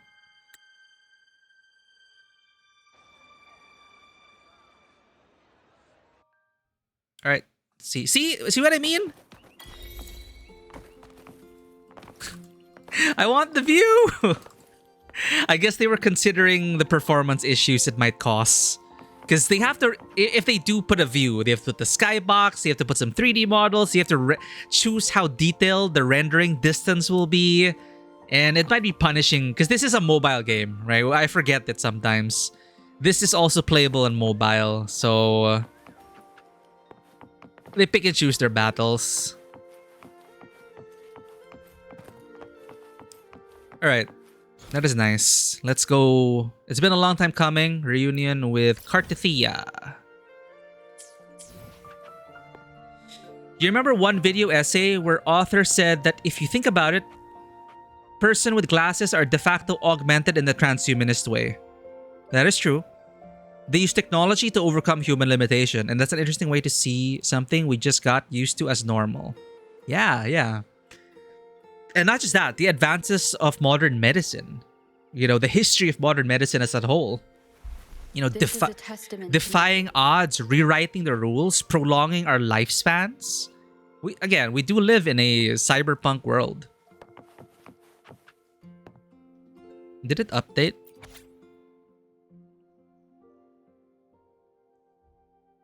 Nope. would have wanted an article about us. But it is a nice room. Look at this. It's such a nice room. It's just I wish we could change it to sunset mode. And then have a beautiful view, right? Well, I mean, come on. Okay, fine. We can just leave. And then we can have our sunset. I'm nitpicking.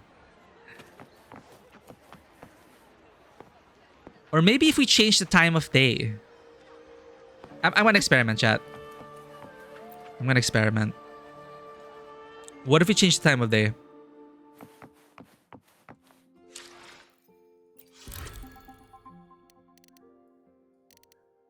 (9 a.m.)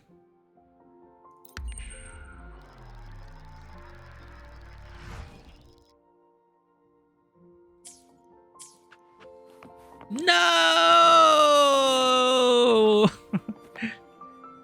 0 out of 5 stars. Would not recommend Leonidas Hotel.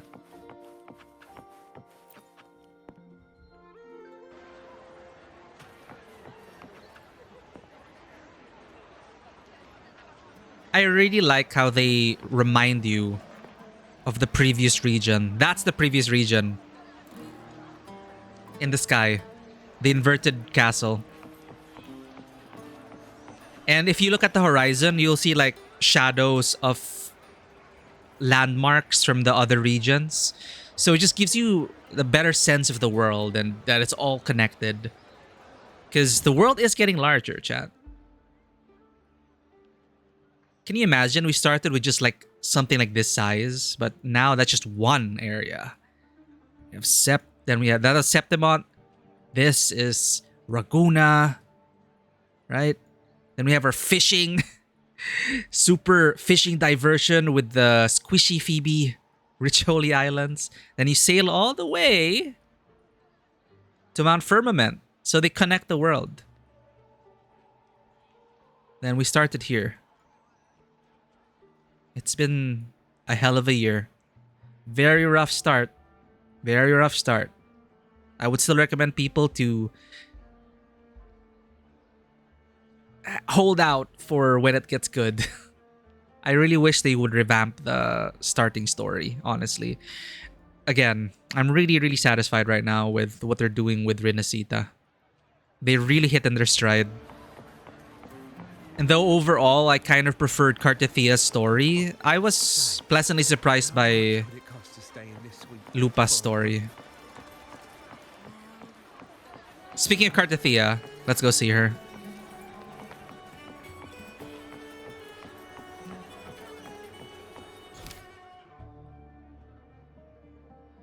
We shall enjoy the moment of peaceful respite with our fellow traveler. 3 wishes. Looks like they're about to fight. Well, shouldn't we stop them? Thanks for the lurk, Vanwa. Enjoy your food.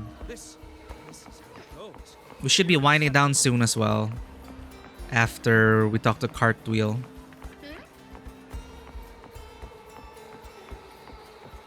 Did we unknowingly do our dailies?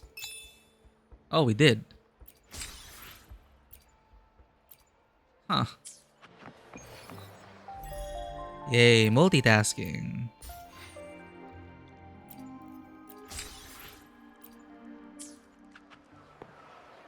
Why do we have an exclamation point? Let me be there for everyone as we head toward our shared future. This is what this is what Imperator left behind for us. Resonance chain. Hell yeah.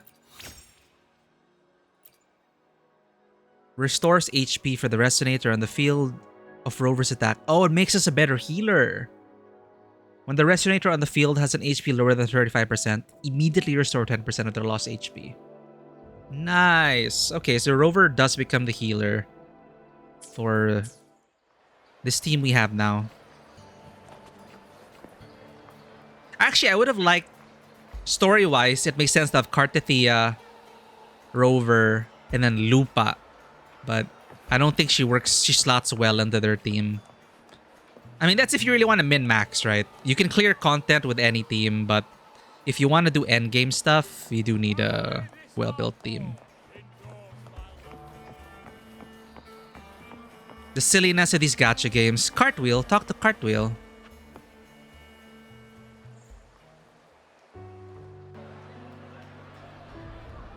No, the weather, it's shit. Where's our beautiful sunset? No.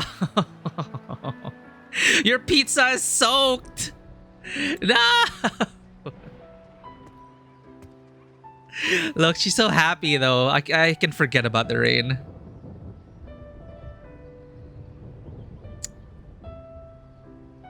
What were you eating just now? So we know her favorite food is Laura's salad. But what were you eating just now?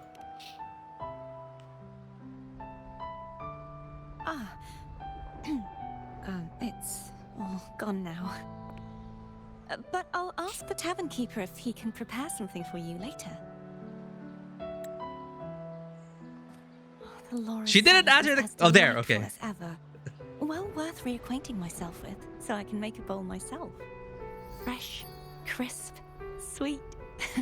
Oh.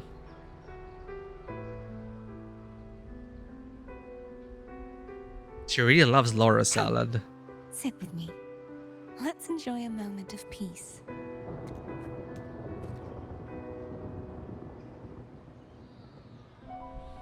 It seems your sense of taste has returned then. Oh, right. When she was just like a reverberation, she didn't have the sense of taste.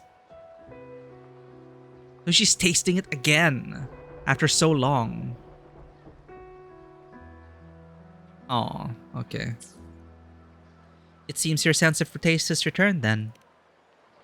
Yes, and so, I've been thinking about what I vowed to you before.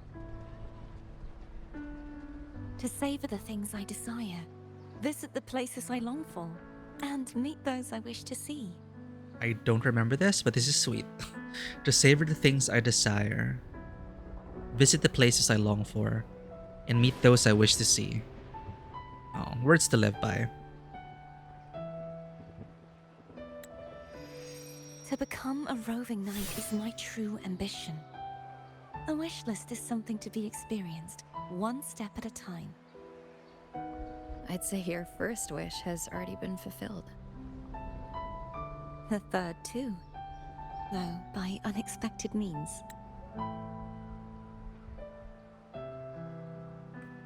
What was the third? Say I already forgot, chat.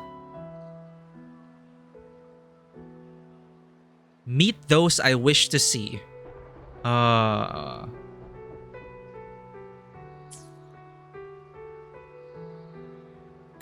are my adoptive parents. What?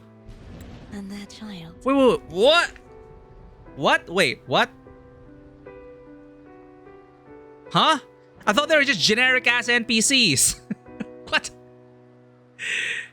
Adoptive parents and their child. Adoptive parents when? Where? What? Huh?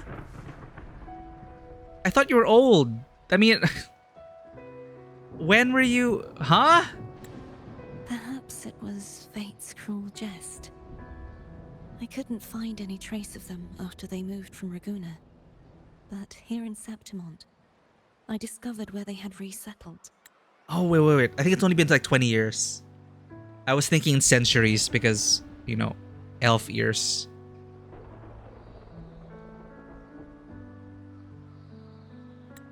Oh no. Only, they no longer recognize me. What? The truth that I was their daughter was a memory the Threnodian crafted for them. Oh. Disappearing when it was sealed away in the tower.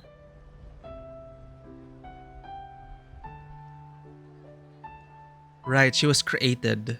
Right. I don't know what they went through after that fateful day.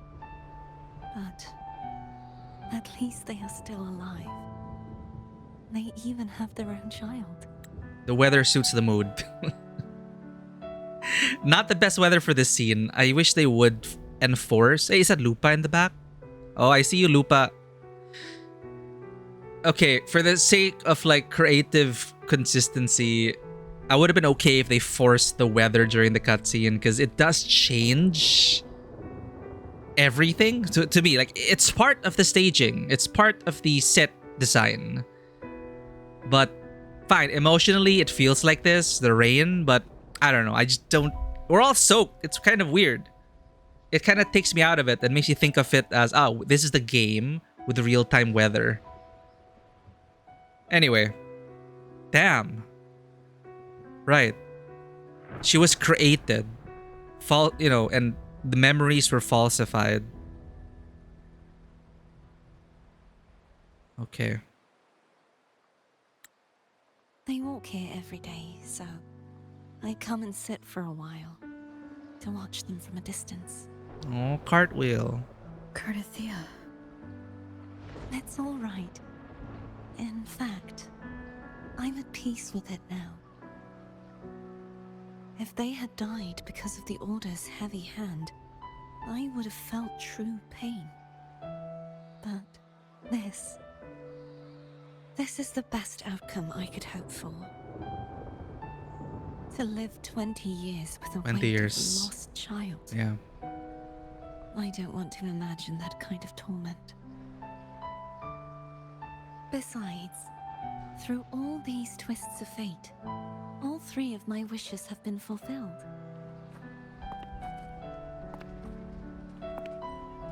Now, if I crave a Laura salad, I can prepare it myself and savor its taste. And I still have many years ahead to see the world and the places I long to visit. As for the people I hope to meet, this unexpected journey led me to find them in another city. See, chat, even the director and the writer placed it in golden hour. The CG is perfect weather. Maybe it's a mistake on their part. CG unlocked. Will we get... Oh, yeah. We got the CG. We got the picture. I should check it. I think you get this picture in your inventory. As for the people I hope to meet, this unexpected journey led me to find them in another city. The winds of Rinasita always seem to bring me what I seek. I am content. Oh. In a way, that's like the Imperator still guiding you.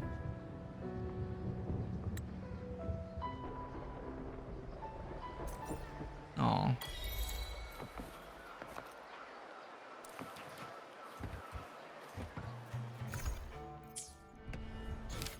Okay, that's an epilogue. And the story's not over. I don't know when the next major story patch will come. Well, it seems Septimont is done. Or Lupa's story is origin story kind of is like done. I don't know what they're gonna do with, what'll come next. The play failed. Cristoforo is reunited with Frolova and Scar. So now they're gonna do what? Is Frolova gonna stop them? Why is she gonna be a playable resonator? I don't know. It was just Scar and Frolova wasn't there with them. It was just Scar and Cristoforo. What are their plans? What's next for them? What will the combined Fraxidus assault look like? Where will it take place? We're gonna be sure to check that out. I'm convinced again to do the main story of this game on stream because I really regret not doing the beginning of Rinasita on stream because I was quite disappointed with... I didn't really feel like it was worth streaming the main story, but then when I played, when I saw what they did, when I experienced Rinasita, holy crap. I forget that I'm playing a gacha game in a good way. Like the feeling of... I feel like I'm playing a single-player Japanese action RPG. It's... because Rinasita was so good, so I regretted not streaming that. So, sure, again, the beginning of Rinasita, I think, is still the highest point. The Cartathea arc, peak. But, again, I was pleasantly surprised by the mystery of Cristoforo's power, the layers of this fiction, his story, the extent, the limitations of his powers were also cool to peel off and like discover, push at it, and the pieces falling into place. It wasn't too like convoluted. It wasn't too confusing. It all just kind of slotted in just right. It's just the right amount of confusion, and it is basically like blown out companion, an enlarged companion quest for Lupa, because Lupa, from what you see, she doesn't get her own companion quest. Sometimes characters, resonators, to help sell the character, they will have a quest tailored for them, a companion quest. So in this case, she was already slotted into the main story, and that was her companion quest. And it's up to you if you want to pull for Lupa or not. We did. We pulled for Lupa, and I don't regret pulling for her. She's fun to play as. So I have like two main teams now, just like the Cartwheel team and the Lupa team. So that's cool. Still building her though. Welcome back, Vanwa. We just finished the next.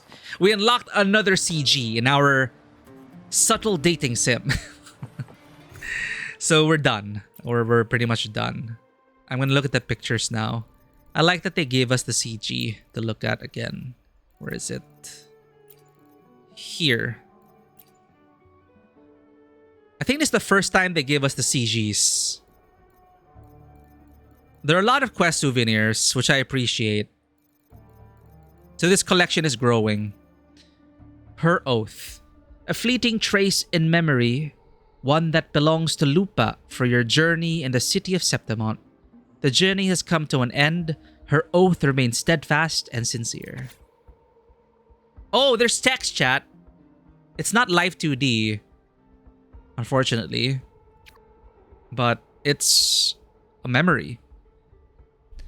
Lupa gazes at you intensely, her eyes sparkling with passion. I swear by the eternal sun, it's more than a promise, but a testimonial to the lone wolf's raw loyalty and sincerity. She may be yet another soul you salvaged in your long journey, but for Lupa, she's found something she never had, something that offers the long-awaited release of her anguish and pain. You'll never know what that is, and she won't tell you either. But that's alright. For both of you, this is enough. Again, I keep forgetting that she was stuck in cycles of the world ending. No wonder she was drinking.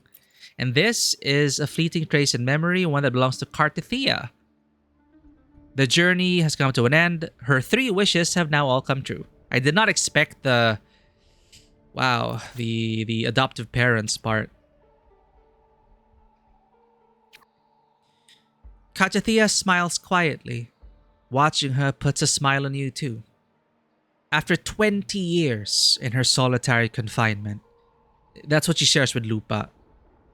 She's finally stepped out of that tower, back into the warmth of the crowd, into the embrace of sunlight and zephyrs. This is the moment she's been longing for through her turbulent years as the Blessed Maiden. To experience the mundanity of life as Cartithia, the wandering knight. And those 3 wishes she once had, they came true because you were there with her. And she'll make more wishes.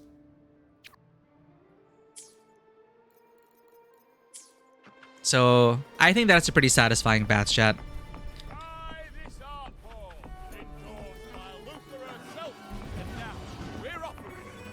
Just shitty weather. Kind of messed with the cutscene a bit, but that is nice. I'll do the main story again on stream when it eventually releases. I don't have a schedule for that yet, but I think we're back to streaming the main story, just the main story of Uwa.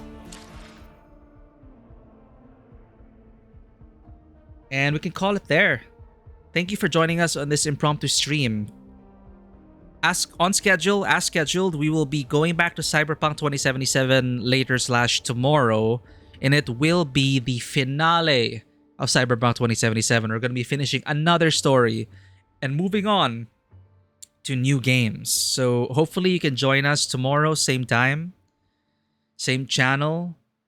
We will finally meet Hanako at the Embers and choose an ending, from what I hear. Hopefully we will leave Night City with no regrets, and hopefully it'll be a satisfying conclusion. I don't know what to expect, but it has also been a long journey. How many sessions in Night City, but we did all the quests. I'm pretty happy with our playthrough, and I'm ready to read the final chapter, and close that book. And I'm excited for the other games we're going to be going for. And I actually might take a page out of another streamer I watch where, so many of you guys have all these channel points as well. I'm thinking of other ways to raise engagement and find ways to spend your channel points. But one way as well recommended by Dodo was to maybe I'll put up like, what game should we play next, and put 3 options up, and you can like invest some of your channel points to put a vote into the next game we play. So like we will play those games, it's just what order will we play it in. So I've been thinking about stuff like that, like subscriptions and channel points, to add to the votes for those games, so you can vote for the game we want to play next. But we're gonna finish Cyberpunk first, and yes, we're gonna do the finale of Cyberpunk later/tomorrow, and then we'll play it by ear, see how we feel about it. Maybe I'll think of the top 3 games, the short list that I want to get into. Maybe I'll think of the next.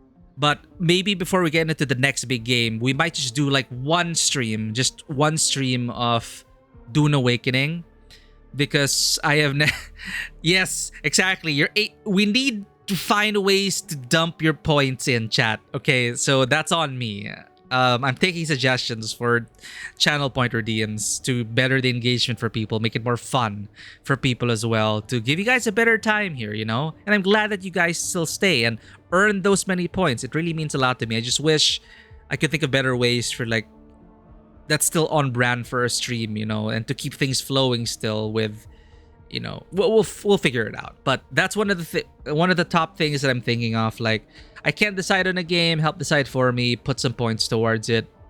It is what it is. So yeah, we might just do one stream of Dune Awakening because it's been sitting in my library. I have not played it yet, so I at least want to just try it, create a character. There is a story to the game, but I don't think I'm going to be streaming the story. We'll see how it goes. I am not sure if I'm totally sold on it, but I love Dune. But will it be enough for me to like... I'm not really used to survival games. Will I be able to get into it as a survival game? And will it still provide a satisfying narrative despite it being an MMO Dune of sorts? But I hear great things about it. And I'm surprised that there is a story that you can experience solo, and PvP is optional. So that's another thing I'm excited for. So we might just like jump into that. One stream for this, one stream for that. But it will be... I don't think I'm ready to commit to another like Cyberpunk, which is going to take like, what, 17? It's already... We're in what? Session 16 or 17, I think. So, shorter stories, shorter games, jumping in to try things. That's what I'm going to go for next. But we'll see. Step by step, we are doing... Once again, I'll see you tomorrow for the finale of Cyberpunk 2077. Let's look for someone to raid. Yo, Seika is playing Uma Musume Pretty Derby. Why is everyone getting into this? Is it the Horse Girl anime? Why is it suddenly blowing up in my feeds, chat? Is it a sign? I cannot fit another gacha into my life, chat. I cannot fit into another gacha. Persona 5 is something also, one of those streams. I might just like dedicate one stream to just check it out. Maybe an unscheduled stream to just start Phantom X. Because it's Persona 5. I love Persona 5. It was my first Persona. And it's near and dear to my heart. I don't know if Phantom X is any good. Reviews are decent. I don't know how it is as a gacha. I don't know if I can commit to another gacha. I cannot. Well, so we might check it out. Ah, it got a global version. Okay. That's why it's blowing up. Okay, that's why. Yeah, and Phantom X. It's available now in my country. So I'm like, should I be baited by Persona? Death Stranding 2, you mentioned it. I don't know. I have it. See? It's proof. I have it. I freaking have it. It's here. It's waiting. I got it because it comes with a pre-order bonus. I was going to get it anyway, so I just got it. May as well have the pre-order bonus. But I have not finished Death Stranding 1, and I'm doing Death Stranding 1 off stream. It kind of feels like a game to play off stream, so no promises if I'll stream Death Stranding 2. Stalker 2 is definitely going up on the list, so put your channel points into voting for that when we have the top 3 after Cyberpunk up. What else? Yeah, that's it for the gacha. Let's check it out then. Uma Musume. I don't think there's anyone else who can raid unless someone wants to guide the raid. Fairy Fickle? Who is Fairy Fickle?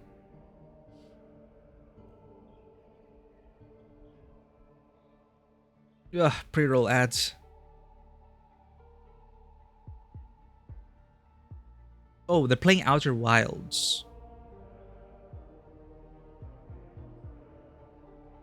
Marco Meatball. Oh wait, no, he's a huge streamer.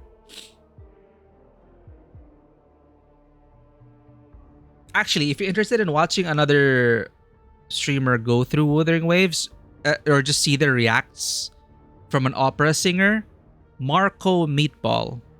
He's I believe part Italian, which is why he started streaming. Well, he's been playing Wuthering Waves for a while, but he reacts to like video game soundtracks, and he puts his own.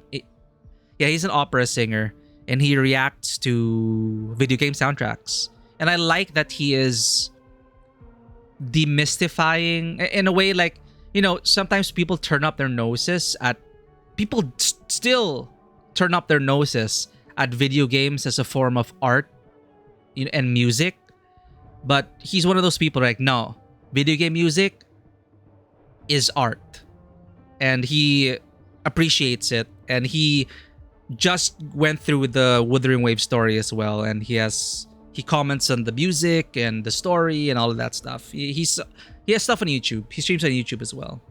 But obviously we're not rating him. He has like 17,000 followers. Marco Meatball. Let me put the name. I discovered him through the Wuthering Waves content, and I like his analysis. I think we kind of have the same taste in games, but I like his commentary. And now, currently, he's online if you want to check him out. He's commenting on the Ghost Recon. See, everything. Video game soundtracks, even Ghost Recon Wildlands. Right? Like, no, who would expect someone to go in and try to appreciate the Ghost Recon's Wildlands soundtrack? Marco does. So, I'm all for championing video game music. It doesn't get the love it deserves. Let's go ahead and raid Seika then. Spidas is playing Echoes of Wisdom? What is that? No, I want to check this out, chat. I want to check out what the hell is up with Uma Musume, and I want to figure out why the hell Seika is in another gacha. Anyway, I've known Seika for a while now. We go way back beyond streaming, and I don't know how she does it, but we're stuck. We're both, she's my fellow gacha hell enjoyer. So let's go ahead and say hello.